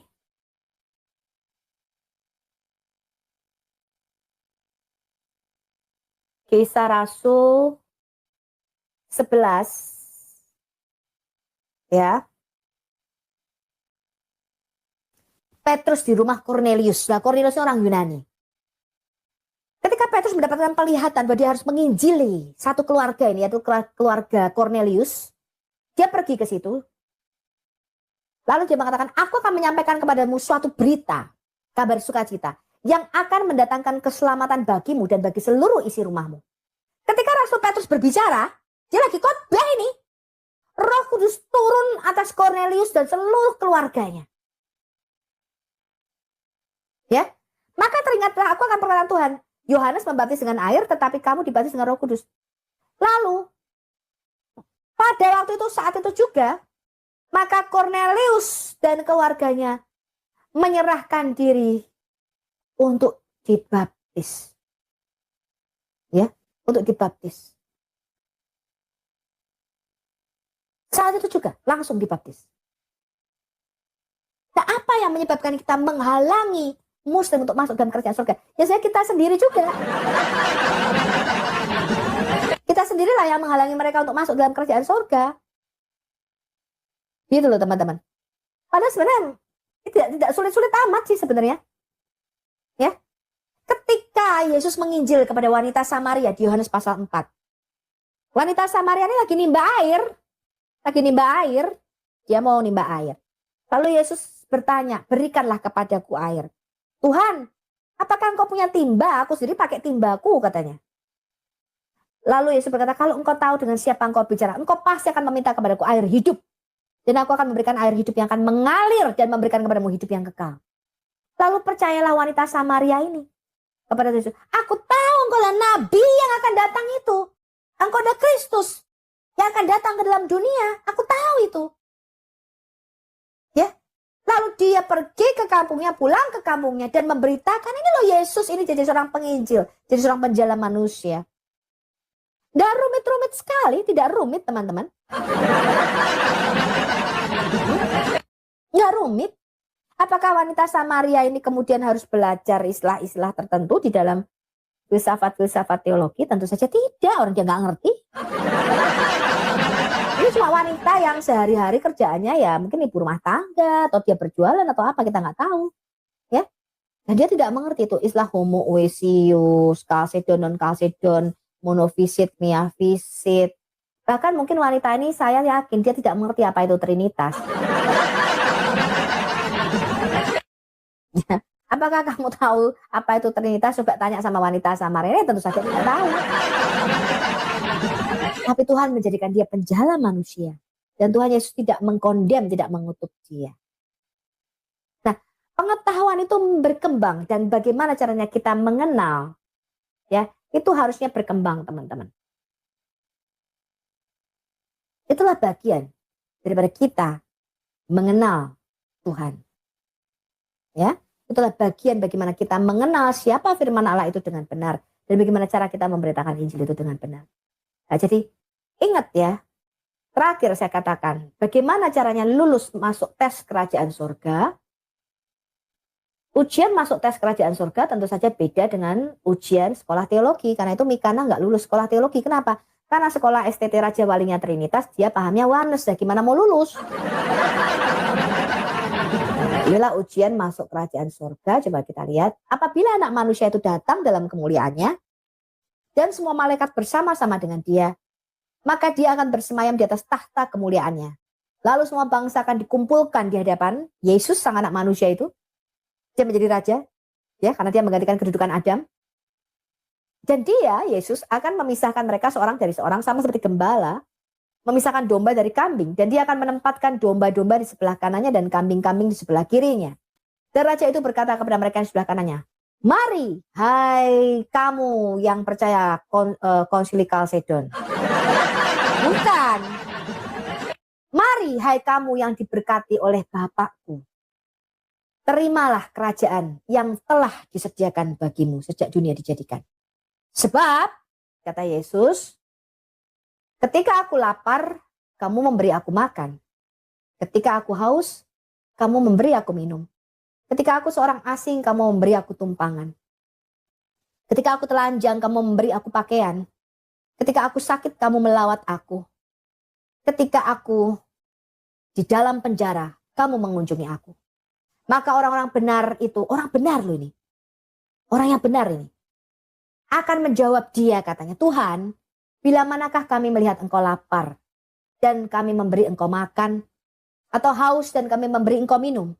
Bila manakah kami melihat engkau sebagai orang asing dan kami memberi engkau tumpangan, atau telanjang dan kami memberi engkau pakaian? Bila manakah kami melihat engkau sakit atau dalam penjara dan kami mengunjungi engkau? Dan raja itu akan menjawab mereka, aku berkata kepadamu, sesungguhnya segala sesuatu yang kamu lakukan untuk salah seorang dari saudaraku yang paling hina ini, kamu telah melakukannya untuk aku. Masuk kerajaan surga, lulus. Lulus. Lah, ini pertanyaannya, ini beda ini dengan pertanyaan sekolah STT, teman-teman. Anda mesti paham itu. Anda mesti memahami itu. Jadi pertanyaan untuk ujian sekolah STT sangatlah berbeda dengan pertanyaan untuk ujian masuk kerajaan surga. Maka Bang Edis tadi menjelaskan, ini videonya bagus, cuman saya tidak ketemu, ini sudah dihapus. Dia mengatakan gini, kalau kalian mau lulus ujian sekolah STT sambil nyabu, ngerokok, ada banyak nih teman-teman apologet Kristen menjelaskan Trinitas sambil ngerokok. Ya, Trinitas itu teman-teman, ya Bapa itu pencipta, teman-teman ya toh. Ya kan? Tetap lulus. Anda bisa malamnya nyabu, besoknya Anda ujian sekolah STT, ditanya mengenai penjelasan Trinitas, ditanya mengenai penjelasan monofisit apa miafisit, ya kan? Dalam Yesus ada berapa pribadi? Kalau Anda menjawab dengan benar ya tergantung STT-nya. STT-nya Trinitas apa STT Oneness apa STT predestinasinya Pak Budi Azali kan gitu. Ya, kalau STT-nya yang ujian Pak Budi Azali, siapa yang merencanakan menyalibkan dan membunuh Yesus? Bapak, oh lulus. Kalau siapa yang mau membunuh dan merencanakan menyalibkan Yesus? Iblis, oh enggak lulus kamu. Gagal. Bisa sambil nyabu kamu bisa jawab pertanyaan ujian sekolah STT, tetap lulus jadi pendeta. Tetap jadi pendeta. Tapi kalau ujian masuk kerajaan surga tidaklah demikian. Ujian masuk kerajaan surga tidaklah demikian. Dan ini Anda mesti bisa membedakan. Karena itu saya berharap sebenarnya supaya teman-teman itu mengerti dan saling memahami, saling mengerti. Cara boleh berbeda, cara masing-masing nggak bisa disamakan. Bang Edis itu harusnya menjelaskan seperti Elia Miren. Elia Miren kan memaksa supaya Bang Edis seperti itu. Bang Edis kan bukan Elia Miren, beda. Pengalaman Elia Miren dalam menginjili tidak sedalam Bang Edis. Saya dan Bang Edis itu orang lapangan. Saya bukan tiba-tiba muncul di TikTok kemudian diundang ke gereja-gereja lalu berkhotbah. Tidak. Ya. Saya bukan menjadi TikToker, kemudian saya mendapatkan banyak follower, kemudian saya diundang ke berbagai gereja, kemudian saya mulai khotbah di GBI. Saya seperti Elia Miren, tidak. Kami menginjili itu face to face. Kalau saya waktu itu tidak konsentrasinya ke muslim, saya ke muslim itu baru 7 tahun terakhir ini. Ya, kalau Bang Edis itu menginjili ke muslim-muslim dan itu secara langsung beliau menginjili. Paham? Bukan TikToker, bukan YouTuber. Itu yang mungkin teman-teman tidak paham latar belakang dan background kami. Dipikir kita ini seperti teman-teman TikToker itu loh, yang tiba-tiba sekarang ini muncul di TikTok jadi apologet. Kan? Ya, dipikir kami ini tiba-tiba jadi TikToker, buka komal gitu. Ya, lalu kami ini apologet karbitan begitu. Enggak, teman-teman. Anda keliru. Anda keliru. Ya. Saya tidak muncul dari TikTok.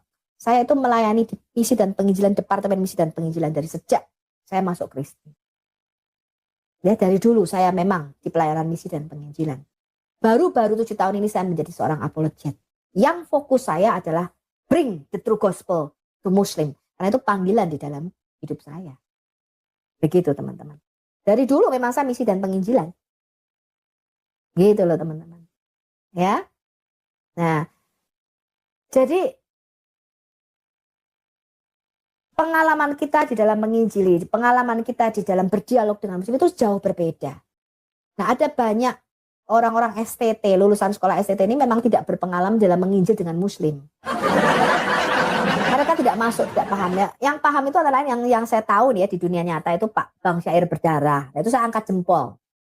Karena saya tahu betul. Jadi kalau beliau ngomong sama satu nyambung, karena saya masuk di dalam pelayanan kontekstual seperti beliau juga. Ya, jadi saya ngerti betul apa yang beliau alami, pergumulan beliau dan sebagainya. Karena saya melihat secara langsung ya teman-teman yang melayani di dunia kontekstual, tapi memang tidak boleh dikenal di dunia YouTube teman-teman. Karena pelayanan kontekstual ini kan di bawah tanah, tidak boleh dikenal.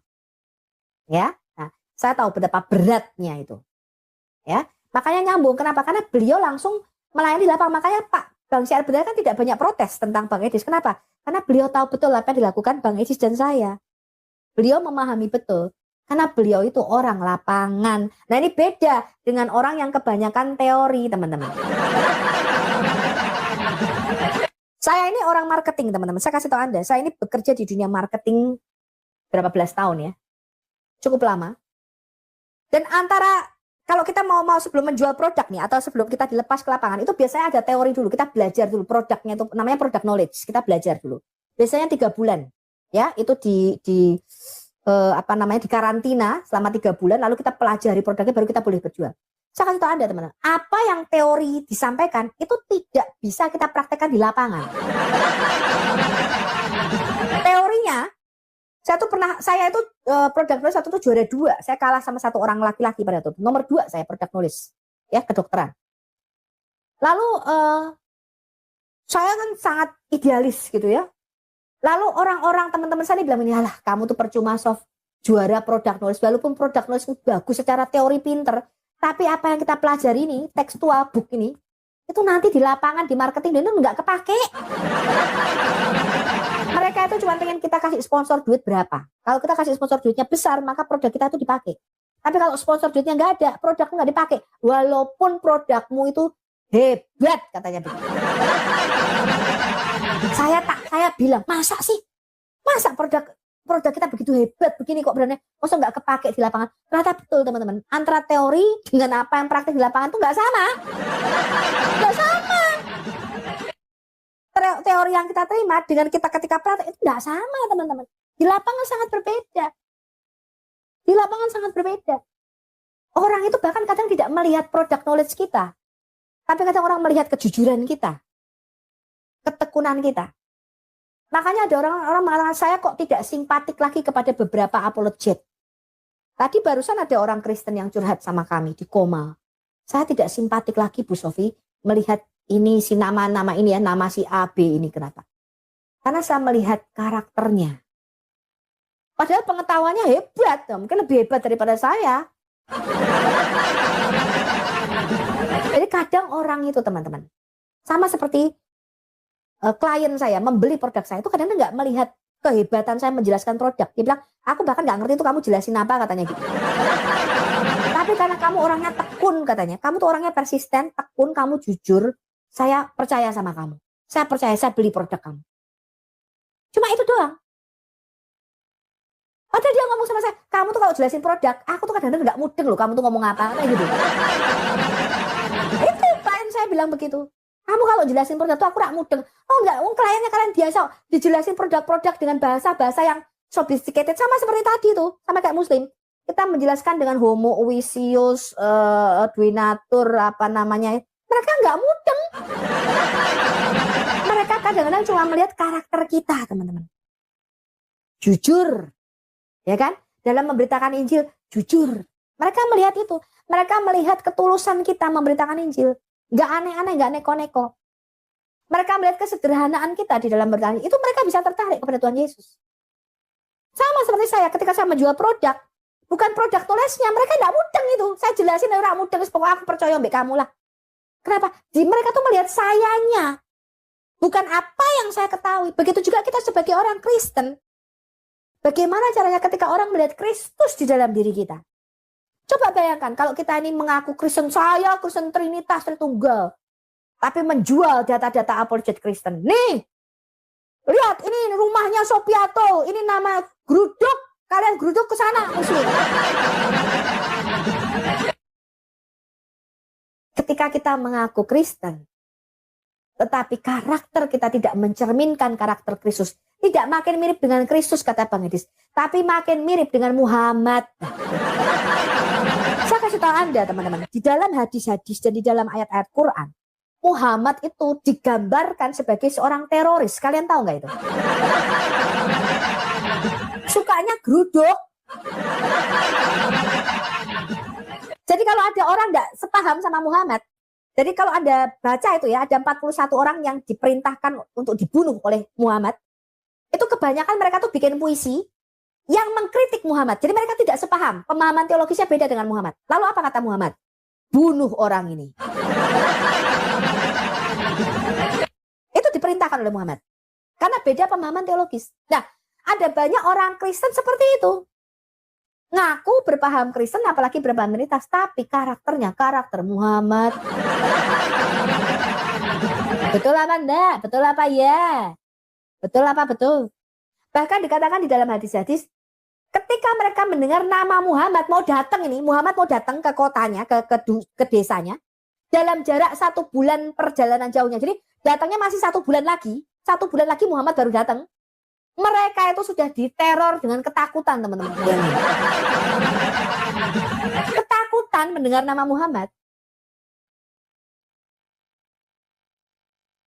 Karena sifat-sifatnya begitu.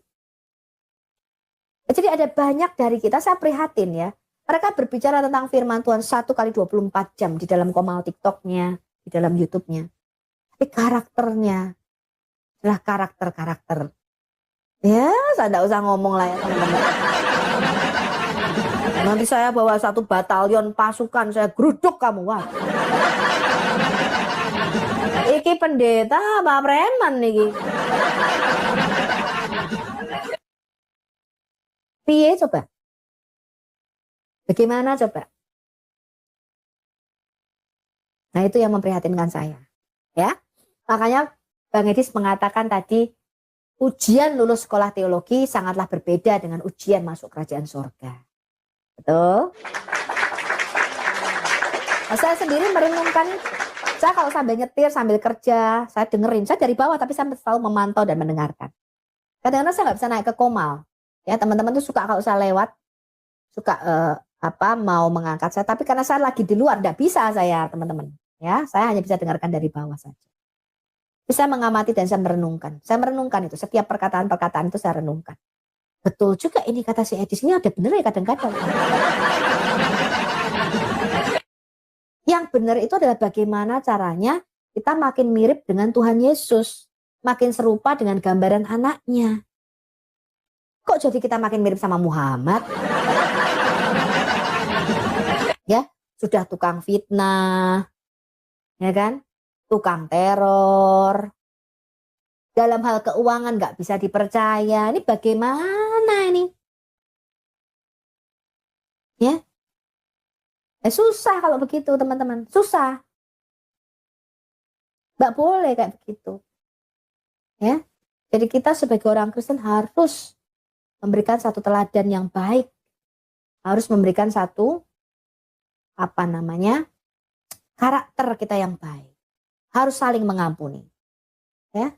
Jangan berbeda pandangan lalu ya sudah. Kamu enggak usah sama aku.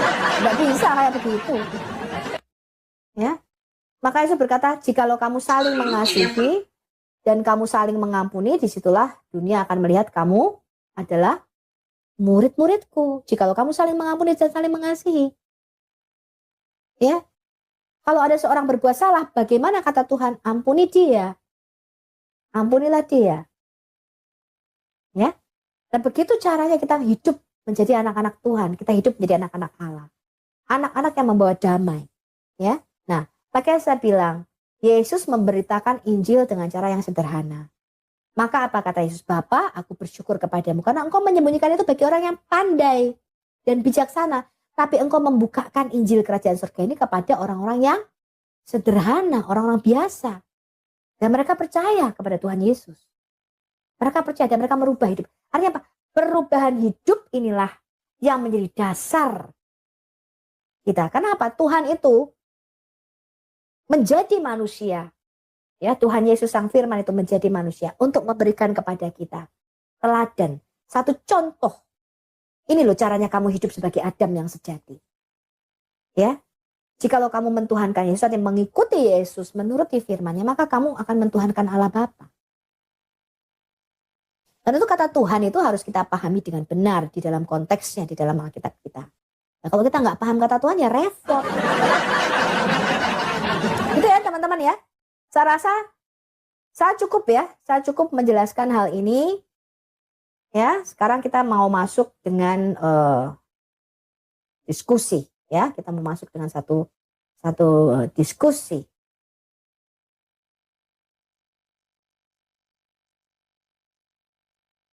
Ya, jadi Yesus itu memberikan perumpamaan yang sederhana mengenai kerajaan surga. Dia tidak pakai istilah-istilah yang jelimet dan ruwet. Ya. Dia menggunakan perumpamaan. Nah, perumpamaan ini digunakan Tuhan Yesus supaya orang-orang yang sederhana itu, yang tidak belajar STT itu tahu.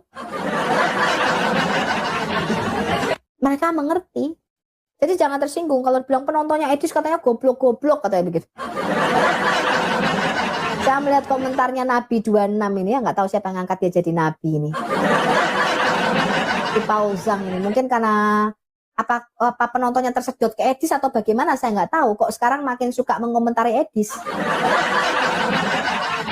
Harusnya urusi saja Komalnya sendiri begitu dengan cara dia sendiri, ya. Mereka mengatakan, oh penonton Edis itu goblok. Memang penonton itu orang sederhana saja kok teman-teman. Anda tahu EQ rata-rata orang Indonesia itu 78, artinya ya memang goblok-goblok rata-rata. Kalau Anda mau penonton yang pinter-pinter ya, kata Pauzang ini kan penontonnya Edis goblok-goblok. Kalau Anda mau penonton yang pinter ya mungkin Anda ke Jepang gitu kali ya toh. Lalu EQ rata-rata orang Indonesia 78 ya tentu saja goblok-goblok rata-rata. Tapi apakah Injil tertutup bagi mereka? Apakah kita harus menutup Injil bagi orang-orang yang sederhana ini? Ya tentu saja tidak. Coba kita terima ini satu orang ya. Apa nih? F. Kafir. Silakan open cam-nya Pak. Ya. Nah, silakan di open cam-nya Pak. Saya open cam juga Pak. Open cam loh. Iya, Bapak Muslim Kristen? Bentar sis, bentar ya. Oh, ini Pak Kafir toh, walah. Orang WAFM. Masih WAFM masih berdiri, Pak? Masih berdiri apa sudah roboh itu? Bentar.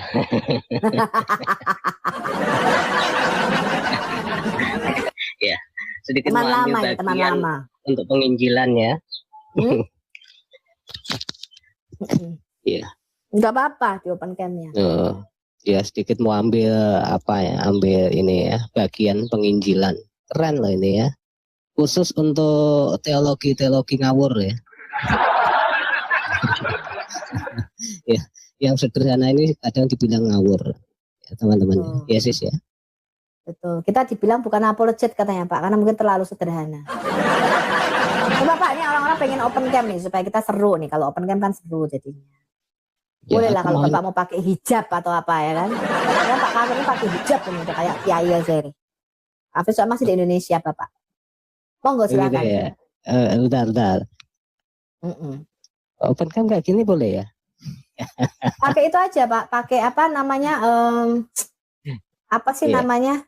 Ini loh di filter TikTok ya, ini kan filter. Ada apa sih wajah yang ini loh, apa namanya? AI itu loh Pak. Oh iya yang avatar ya, pakai itu. Avatar itu ya. Tapi nggak apa-apa ya. Teman lama saya ini teman lama saya di WAFM dulu. Iya. Sedikit mau komentari ini ya berhubungan apa yang disampaikan Bang Edis ya. Kita kenal Bang Edis itu lama ya. Terjunnya kita itu enggak pakai filter Pak, pakai filter betul supaya bisa open cam pakai filter atau ini aja. Oke. Lebih enak jadinya. Silakan. Ya. Nah, di Indonesia ini sulit. Ya, kalau kita orang Kristen ya begini. Nanti aja lah. Iya. Kalau kita orang Kristen ini sulit karena rawan digeruduk. Wes ngomong salah sedikit pulang nggak bawa kepala. Kalau Muslim mau ngomong sakarep-karepmu ya toh. Iya. Ngomong sampai gambleh lah kalian ya mengkritisi kekristenan sampai ke akar-akarnya sak dobol-dobolin enggak masalah kalian gitu. Ya. Menista menghujat Tuhan Yesus juga biarkan saja. Iya betul ya. Ya sedikit untuk penyampaian hubungan dengan apa yang digunakan metodenya oleh Bang Edis ini udah bagus ya. Memang yang diinginkan oleh Tuhan kita Yesus itu menggunakan bahasa-bahasa yang sederhana. Tuhan Yesus menggunakan bahasa yang sederhana yang mudah dipahami oleh orang-orang pada saat itu. Mereka petani, Tuhan Yesus gunakan istilah-istilah yang mudah dipahami, penaburan benih, pembajaan, kuk ya, kuk atau apa yang ditaruh di apa lehernya sapi itu digunakan supaya apa? Supaya mudah dipahami. Bahkan dengan menggunakan istilah-istilah yang sederhana ini, ya khususnya yang muslim ya. Muslim ini kan orangnya goblok-goblok gitu ya, kayak aku dulu maksudnya. Kayak aku dulu, aku goblok sama gitu. Tapi ternyata setelah Dungu saya tak bertepi Pak katanya, ini kedunguan tak bertepi. iya, ya dengan istilah-istilah yang mungkin orang Kristen lahir pecungul itu langsung Kristen nggak paham apa yang disampaikan di sini. Narasi-narasi yang sederhana inilah yang sebenarnya bisa mencapai pada hati pendengar yang tulus gitu ya. Orang yang tulus yang mau mendengar itu. Orang yang ngeyel, yang ngeyel. Masalahnya mereka itu sudah didoktrin untuk ngeyel. Ya. Tapi di dalam kekristenan ini kita mencoba untuk seperti Bang Edis ya. Untuk Bang Edis bukan Bang Edis langsung jadikan nabi gitu. Wes. Pelinti nanti kepalanya gede nanti ya, jangan ya. Jadi metode Dia ini punya sudah cara tepat. sendiri. Ya, tapi menurut saya caranya memang jauh lebih efektif dibanding apologet lainnya. Loh, itu memang itu yang seharusnya digunakan, metode itu, penyederhanaan bahasa ya. Karena bahasa itu sangat sederhana loh. Orang Islam ini mah goblok gitu ya. Kemarin waktu diskusi sama siapa sih Yusuf PI tentang penggunaan istilah kata Allah itu ya. Orang Kristen itu yang heboh.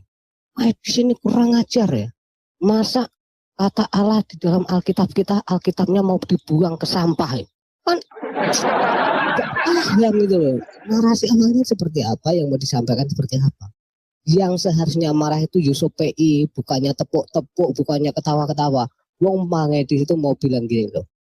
Seandainya istilah kata Allah itu yang ada di dalam Alkitab kita itu dibuang di tong sampah, itu tidak jadi masalah. Artinya Allah sesembahnya si Yusuf PI itu kok mau dibuang di tong sampah. Dia harus marah tuh ya. Kurang ajar ya. Ini Allah malah dibuang di tong sampah. Ini kan sesembahanku. Ya. Harusnya marah. Ya. Karena penggunaan kata-kata ini ya untuk kondusivitas ya bagus ya. Tapi kembali ya teman-teman yang merasa sok ngerti tentang bahasa itu kan. Penggunaan kata Allah itu. Allah itu bukan Allah. Ya, Allah itu penulisannya itu alif lam ha, bukan alif lam ha. Kalau orang Islam itu sudah memodifikasi tulisan. Mereka mengatakan Allah. Iya, Allah. Ya Allah. Allah walaupun tulisannya juga Allah ya. Jangan nanti kita jadi ke Yahudi-Yahudian nih Pak, seperti Mikana nggak boleh nih pakai Elohim ini harusnya. Mikana tahunnya 4. Elohim, Bapa Yahweh, Yeshua, Mesias. Udah jadi Yahudi dia sekarang. Ya malah balik pertanyaannya ya teman-teman ya. Balik pertanyaannya gini, kalau seandainya ya kaum Masoret itu tidak menambahkan nikot tanpa harokat, mang kamu bisa nyebut Yahweh, Yeshua? Enggak bisa, wong itu tanpa huruf itu kok, tanpa ditambahin nikot tanpa harokat itu. Ya, kita enggak anti dengan hal seperti itu karena perubahan kata ya bunyi itu di mana tempat akan berubah. Ya, tapi kita tahu bahwa itu merujuk pada sosok yang objeknya tetap itu gitu loh. Ya. Enggak Islam ini kan enggak ngerti apa-apa. Ketika orang Yahudi tidak menyebut nama Yotefafe yang disakralkan, orang Yahudi hanya menyebut dengan Hasem dalam obrolan sehari-hari, Adonai, sang tuanku dalam kesakralan upacara mereka ya, ataupun Elohim. Nah dipikirnya itu nama orang Islam, makanya kata L yang sama berumpun semitik lalu disebutnya ini pastilah nama. Iya, padahal bukan nama itu. Bukan dari Al-Ilah ya kan, dibahasakan Allah jadi Al-Ilah jadi Allah. Jadi dipikir itu nama seseorang dewa, itu nama seorang Tuhan itu. Padahal bukan. Allah itu bukan nama, itu istilah generik, nama umum. Seperti kata ibu ya Pak ya. Kata ibu ini kan umum gitu loh. Ya. Tapi ibu bukan ibu secara umum, contoh ibu bumi ya atau ibu pertiwi itu kan dipergunakan secara umum. Ya. Sang ibu itu untuk pribadi kita maka ada penambahan khusus al. Ya. Al itu kata khusus. Ya, lihat konteksnya. Ini ibu siapa kan gitu. Kalau Bu Sofi jelas, betul. Ini merujuk kepada Bu Sofi yang satu itu. Tapi kalau ibu aja kita nggak tahu nih siapa. Iya. Gitu makanya konteks kalimatnya. Penambahan kata al itu untuk membedakan dengan ilah sesembahan lain gitu. Pokoknya kalau Itu mereka membaca nggak ngerti. keseluruhan terjemahan di dalam referensi-referensi kitab-kitab Islam yang sudah diterjemahkan dalam bahasa Indonesia ya, kata Allah ini tidak merujuk pada nama. Contoh di dalam Sirah Nabawiyah Indonesia yang disampaikan oleh Al-Albani berkenaan dengan Nasyar Abdul Muthalib, kakek Nabi, ketika hendak mau mempersembahkan salah satu anaknya menjadi korban persembahan untuk Allah itu di samping Ka'bah, ternyata itu diperuntukkan untuk Baal. Ya. Hubal itu gelarnya ya, al-ilah. Baal, Hubal. Itu Allah juga, tapi kita kan tidak menggunakan kata Allah. Itu modifikasi teman-teman. Ya, jadi penyampaian yang disampaikan Bang Edi sudah sangat tepat. Bahkan narasi-narasi yang disampaikan itu harus betul-betul didengarkan gitu loh. Jangan hanya sepotong kurang ajar. Edis bilang Tritunggal harus dibuang. Kalaupun dibuang itu konsep itu nggak guna itu loh. Maksudnya gini, kalau seandainya seorang tidak bisa menyampaikan dengan apa yang sudah dia pahami, kadang sulit begini, ya. Pak Kafir. Saya juga mendengar beberapa penjelasan pendeta. Ini pendeta nih, ngaku pendeta. Saya pernah dengar sedikit penjelasan tentang Tritunggal itu memang nggak tepat. Bahkan dia berkata Bapa itu pencipta, Yesus itu penebus, Roh Kudus itu tidak, itu tidak betul, itu bukan penjelasan Tritunggal. Karena Yesus sendiri juga adalah pencipta. Roh Kudus adalah pencipta, betul nggak Pak Kafir? Betul, dalam pengertian harus dibedakan. Loh, menjelaskan Trinitas saja salah loh teman-teman. Nah, itu namanya konsep loh ya. Konsep itu kan ingin menjelaskan bukan keberapaan tapi kebagaimanaan. Dulu kita pernah ya dalam pengajaran sampai 5 jam loh ya. Ngomong itu sampai berbusa mulutnya. Menjelaskan Tritunggal itu. Orang ngertinya itu Triteos ya, ada 3 Tuhan ya. Atau emang, tadi yang iya, kalau kita berbicara dengan teman-teman Muslim, itu mereka itu kan ilmunya minim toh teman-teman. Kata Adam mereka nggak tahu artinya, Injil aja mereka nggak tahu artinya. Ya? Makanya dari pengalaman saya dengan Bang Edi, saya tuh bisa ngerti. Kalau ada tanya Injil kepada orang Muslim, selalu dikatakan Injil adalah kitab yang diturunkan kepada Nabi Isa. Ini potong kuping saya nih kalau jawabannya beda. Kenapa saya bisa? Dan dari pengalaman kita, ibarat dokter, saya kalau diskusi sama Muslim, kadang-kadang Muslim belum ngomong itu saya sudah tahu kamu pasti mau nanya ini, betul enggak Pak Kafir? Iya. Iya, kenapa? Lu kok Bu Sofi tahu? Lu tahu dari pengalaman. Iya. Namanya orang di lapangan beda dengan di teori, betul?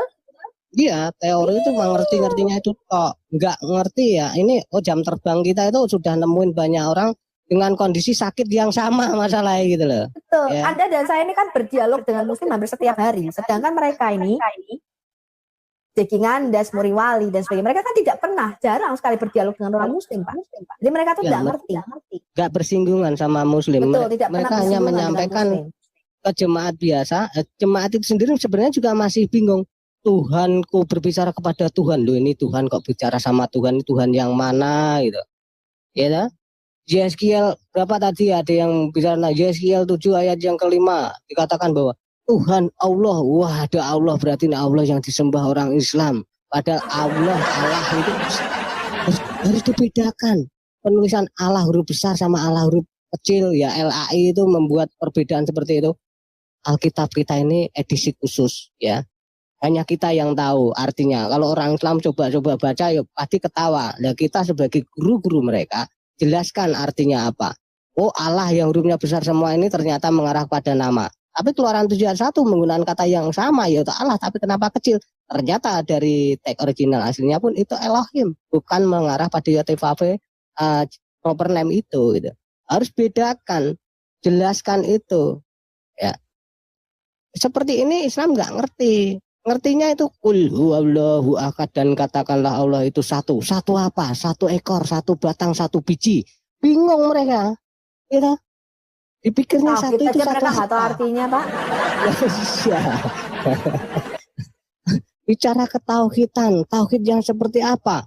Tritunggal itu bicara tentang sesuatu yang sangat tinggi keilmuannya. Orang Islam sebenarnya sudah menyampaikan itu, Pak Ketua PBNU dulu, Kiai Akhil Said Sirat itu kan, dia menjelaskan kalau kita bisa menjelaskan Tritunggal di dalam Islam, asma, zat dan sifat, baru kita bisa bicara dengan orang Kristen loh. Keren loh itu. Orang Kristen harusnya paham nih, wah ternyata orang Islam ada ya yang punya pemahaman seperti Kristen. Oh mereka jadi orang yang toleransinya tinggi. Tidak kayak yang kroco-kroco ini, ya. nggak ngerti apa, pokoknya satu apa, bingung jawabnya. Padahal Nggak mereka seperti sendiri itu. mengatakan Muhammad dan Allah itu satu, 3 in 1.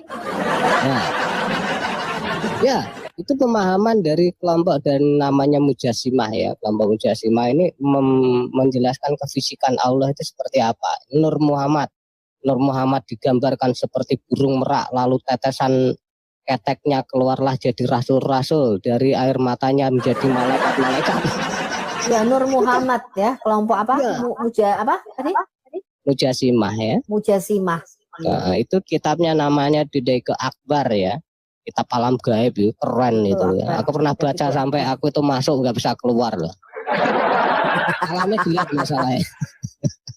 Iya, jadi itu kitab yang menyatakan Muhammad itu sebelum jadi manusia itu namanya Nur Muhammad gitu. Setara dengan Tuhan Yesus. Ya, itu mau menjelaskan tentang ini ya, persamaan tentang logos lah ya. Ya, logos. Bahkan Said Agil Sirot sendiri mengatakan Muhammad itu artinya logos. Ya, logosnya si Allah ini. Iya, logosnya si Allah, karena munculnya dari si Allah ini. Ada pemahaman-pemahaman yang jelas-jelas mengatakan wujudnya Allah itu ya Muhammad itu.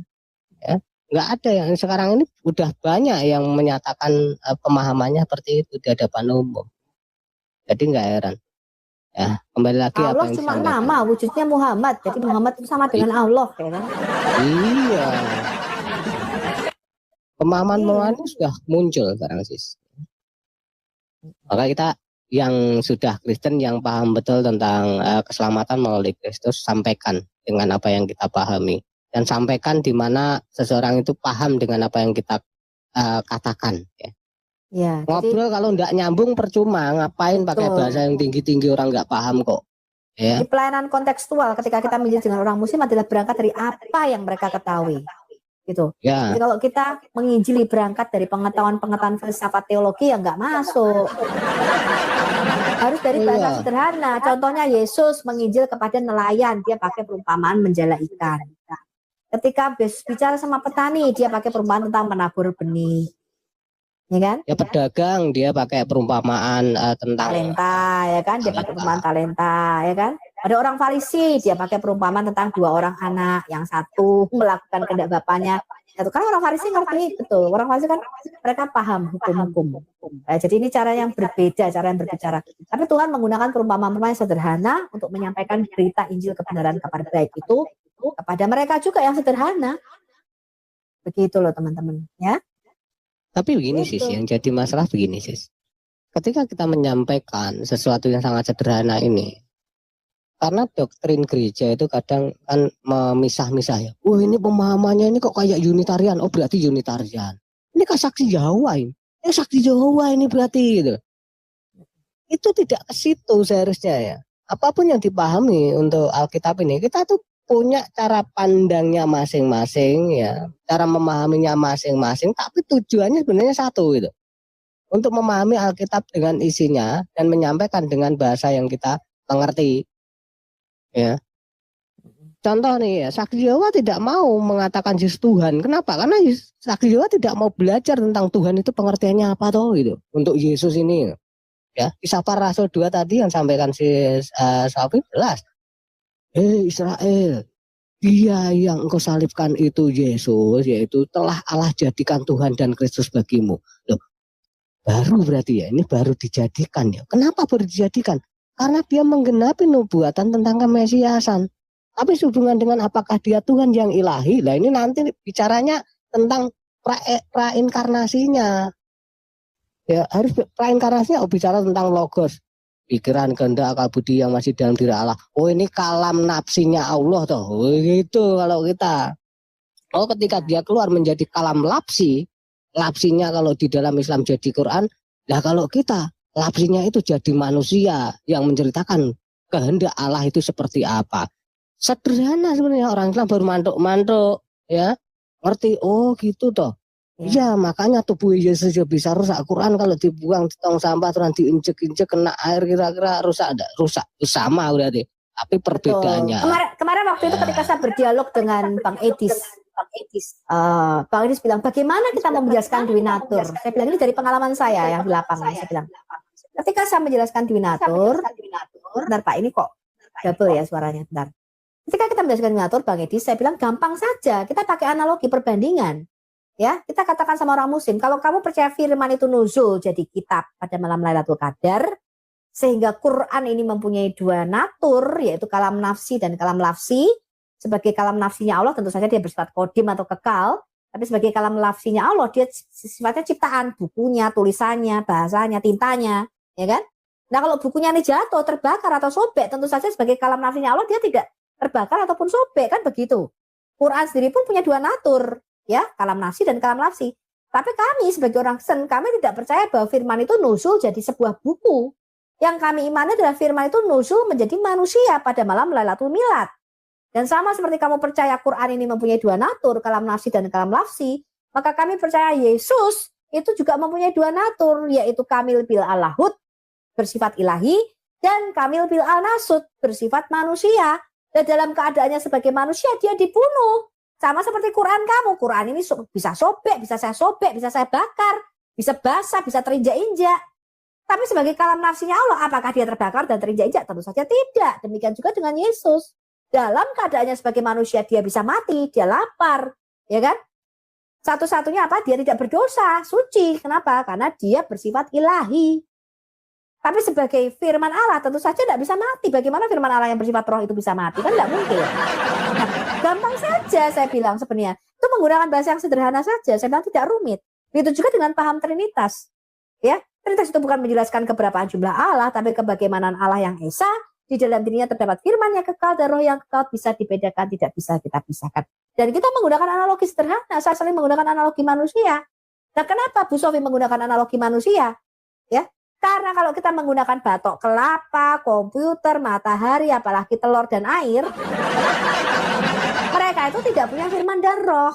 Yang mempunyai firman dan roh, ya, yang menjadi rupa dan gambar Allah itu kita. Gitu loh, gampangannya begitu. Apakah Allah seperti kita? Ya jelas tidak. Gitu loh. Tapi kan kita menggunakan analogi, sama seperti Yesus ketika menjelaskan kerajaan surga, dia pakai analogi. Kenapa? Karena kerajaan surga ini kerajaan roh. Bagi kerajaan yang tidak kelihatan, yang bersifat supranatural. Bagaimana sesuatu yang tidak kelihatan bersifat roh ini kamu bisa jelaskan di dalam dimensi materi kita? Tentu saja harus menggunakan sesuatu yang bisa kita lihat sehari-hari. Gitu loh. Kalau enggak bisa dijelaskan. Itu namanya jembatan kode, analogi. Ya. Tadi dia bilang kerajaan surga seumpama seorang yang nabur benih. Itu kan bahasa sehari-hari yang Yesus gunakan. Dia enggak menggunakan bahasa yang rumit-rumit. Ya.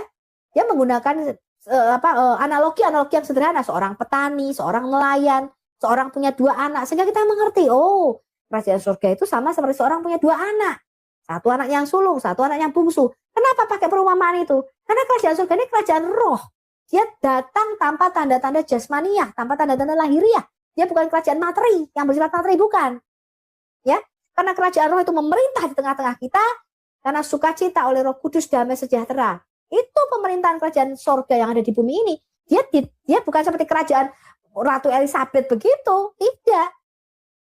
Ya, nah itu yang dijelaskan oleh Tuhan Yesus, saya rasa begitu Pak Kafir. Jadi kita harus melihat konteks culturalnya ketika kita berbicara tentang sesuatu di dalam Alkitab kita ini. Itu tidak bisa dilepaskan. Itu ya Pak Kafir ya. Iya. Ya, jadi sedikit untuk pesan ya teman-teman ya, di dalam kebenaran ini kita itu harus bisa memisahkan dulu pemahaman mana ini yang teologi, mana yang kristologi. Kalau pertanyaannya mengarah ke Yesus secara kemanusiaan, jawab secara kemanusiaan Yesus. Jangan mencampur adukkan tentang teologi, tentang Tritunggal, pemahaman seperti ini. Tidak seperti itu. Firman yang ketika keluar itu belum tentu bahwa itu Yesus. Pengertian kata firman itu banyak. Sabda Bapa itu sendiri bisa disebut firman. Ya. Ketika firman dalam pengertian logos, yaitu akal di pikiran ya, dan pemahaman yang masih dalam diri Allah ketika nusil mengambil wujud daging dalam kedagingan bernama Yesus, ini juga firman. Jadi firmannya itu dipisahkan lah ya, tentang Tritunggal konsep yang ada di Yohanes 1:1 ini. Itu tidak bicara tentang Yesus, belum bicara tentang Yesus itu. Belum, tapi bicara tentang satu kesatuan di dalam diri Allah itu loh gitu. Kalau nanti kamu menjelasin tentang Tritunggal ketika Sang Firman keluar jadi Yesus, Yesusnya masih nempel dengan Bapa. Ujung-ujungnya kamu Yohanes gitu. Ya, Yohanes. Gak usah menceritakan itu. Bicara tentang Yesus yang adalah Kristus, Yesus yang adalah Mesias. tanpa kita tanpa kita memahami peranan Yesus yang adalah Kristus atau Mesias, kita tidak akan bisa memahami kebahagiaan karya Bapa penyelamatan melalui Kristus ini. Ya. Jadi saya rasa metode yang dipakai oleh Bang Edis itu adalah menjelaskan dulu kristologi bawah. Itu maksudnya. Ya. Dan itu kita harus saling menghargai itu, teman-teman. Ya, saya harap orang-orang lulusan STT ini harus saling memahami ya. Anda harus mengerti. Ya, makanya banyak-banyaklah praktek, teman-teman. Kalau mau Anda pinter, banyaklah berdialog dengan muslim. Jangan kebanyakan duduk di kampus ya kan. Ya, teologi bawah aja dulu ya, tentang kristologinya, kristologi yang sederhana, sederhana mentok bawah ya. Kalau pengertian kata Tuhan, pakai Tuhan secara etimologi, terminologi saja. Kenapa orang Kristen menyematkan gelar Tuhan bagi Yesus? Ya karena Yesus itu bukan Tuhan seperti Tuhan manusia biasa, raja seperti raja manusia biasa. Maka Tuhan menjadi Tuhan, dewa menjadi Mahadewa, ilah menjadi Allah. Wajar itu. Kenapa? Untuk membedakan gelar secara umum. Ya. Artinya memiliki gelar yang lebih tinggi. Orang Kristen pun sama, secara etimologi terminologi kata Tuhan itu dari kata Tuhan, tapi karena orang Kristen memahami natur ilahi dan insani di dalam Yesus, dan karena Yesus juga raja bagi kita, ya khususnya orang-orang yang beriman, raja di atas segala raja bagi kita, guru di atas guru bagi kita. Jadi kita enggak hanya memberikan gelar yang sama dengan gelar-gelar manusia biasa, enggak.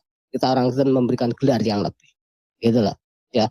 Kalau nanti kita mau menjelaskan tentang Tuhan dalam pengertian ilahi, Tuhannya orang Islam itu Tuhan pasti sang pencipta. Ayo, belum tentu. Ajasia 23 bicara manusia menuhankan hawa nafsunya. Ada orang yang menuhankan uang, hamba uang. Nah, apakah dia sang pencipta? Bukan. Makanya pengertian kata Tuhan dan menuhankan dipahami lebih dahulu sebelum kita nanti mengomentari apa yang disampaikan oleh teman kita dalam berapologet ini. Gitu. Oke sih, sekiranya sudah sekian waktu ya aku ikut ngobrol ya. Pesan saja buat teman-teman, pokoknya damai-damai saja lah ya. Biarkan orang kita berapologet mengambil bagian penginjilan. Kita sama-sama mengambil bagian, kita tidak ada yang mengorganisasi masalah ya. Kalau seandainya ada yang mengorganisasi, kita nanti kayak Islam ya. Dasaran iman di dalam Islam apa? Ya, Quran, hadis, isma, kias, kocar kacir, ismanya enggak sama, kiasnya enggak sama, hadisnya ada yang maudu, ada yang doib. Kacau ya. Kita di sini dipersatukan di dalam roh dan kebenaran. Maka kita harus banyak mendengar, lambatlah berbicara. Ya, artinya kalau kita selama ini belum memahami apa yang disampaikan oleh saudara kita, sementara kita diam dulu. Ya, kita diam dulu. Pahamkan, sementara Roh Kudus biarkan bekerja pada diri kita masing-masing. Pasti akan memberitahukan apa yang dimaksud oleh saudara kita. Karena tujuannya apa? Untuk menyampaikan kebenaran dan keselamatan melalui Tuhan kita Yesus Kristus di dalam kemuliaan Bapa kita. Gitu. Halo, matur nuwun ya sis ya. Ya, sama-sama. Kasih kesempatan lagi ya. Oke Pak. Ya, itu tadi ya teman-teman. Jadi kita tuh ketika kita berbicara sesuatu, kita mesti tahu konteksnya dulu. Ya, sama seperti ketika kita membaca Alkitab, kita mesti tahu cultural background-nya dulu, konteks latar belakang budayanya dulu, supaya kita bisa mengerti betul apa yang dimaksudkan oleh terminologi atau istilah-istilah tertentu di dalam Alkitab kita. Ya, itu kalau masuk nanti tadi kita masuk dalam pengajaran ya, tapi sesi berikutnya. Nah, di YouTube saya tutup dulu teman-teman. Selesailah komentar saya yang mengomentari bagaimana penginjilan yang efektif atas Indonesia. Kalau kita terus-menerus pakai cara kolot, pakai cara lama, pakai cara yang saklek, ya, maka Anda tidak akan melihat Indonesia dimenangkan bagi Kristus. Tapi kalau Anda mau melihat Indonesia 70% dimenangkan bagi Kristus, itu adalah visi kita tahun 2030, maka kita harus merubah cara pikir kita. Kita harus bekerja sama, saling mensupport dan saling mendukung satu sama lain. Saya rasa itu ya teman-teman di YouTube. Saya tutup dulu yang ada di YouTube. Thank you, terima kasih. Sampai jumpa lagi ya. Bapak Ibu Saudara, kita sudah dengar debat ini, dan dalam perenungan kita juga kita akan merenungkan firman Tuhan di dalam Matius pasal 6. Begini bunyi firman Tuhan, hal memberi sedekah. Ingatlah baik-baik, jangan kamu menunaikan ibadahmu di hadapan orang dengan maksud supaya terlihat oleh mereka. Karena jika begitu, kamu tidak akan mendapat pahala dari Bapamu yang di sorga. Pada waktu engkau memberi sedekah, Janganlah hal itu kau umumkan dengan tiupan nafiri, seperti dilakukan oleh orang-orang munafik di rumah-rumah ibadah, seperti di jalan-jalan dengan maksud supaya mereka dipuji orang. Sesungguhnya aku berkata kepadamu, mereka sudah mendapatkan pahalanya. Tetapi engkau jangan sampai tangan kirimu tahu apa yang diperbuat oleh tangan kananmu pada waktu engkau memberi sedekah. Dengan demikian, sedekahmu itu tidak kelihatan, dan Bapamu yang melihat apa yang tidak kelihatan akan membalas perbuatanmu. Pada waktu kamu berdoa, janganlah kamu berdoa seperti orang-orang munafik. Mereka suka berdoa dengan berdiri di rumah-rumah ibadah serta di persimpangan-persimpangan jalan dengan maksud supaya mereka dapat dilihat oleh orang-orang. Sesungguhnya aku berkata kepadamu, mereka sudah mendapat pahalanya. Tetapi pada waktu engkau hendak berdoa, masuklah ke dalam kamarmu serta tutuplah pintunya. Lalu berdoalah kepada Bapamu yang tidak kelihatan itu. Maka Ia yang melihat apa yang tidak kelihatan itu akan membalasnya kepadamu. Selain itu, pada waktu kamu berdoa, janganlah kamu mengulang kata-kata yang sama seperti yang biasa dilakukan oleh orang-orang yang tidak mengenal Allah.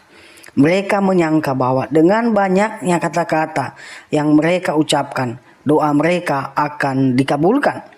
Janganlah kamu seperti mereka, sebab Bapamu tahu apa yang kamu perlukan sebelum kamu meminta kepadanya. Jadi hendaklah kamu berdoa demikian: Ya Bapa kami yang di sorga, dikuduskanlah namamu, datanglah kerajaanmu, terlaksanalah kehendakmu di bumi seperti di sorga.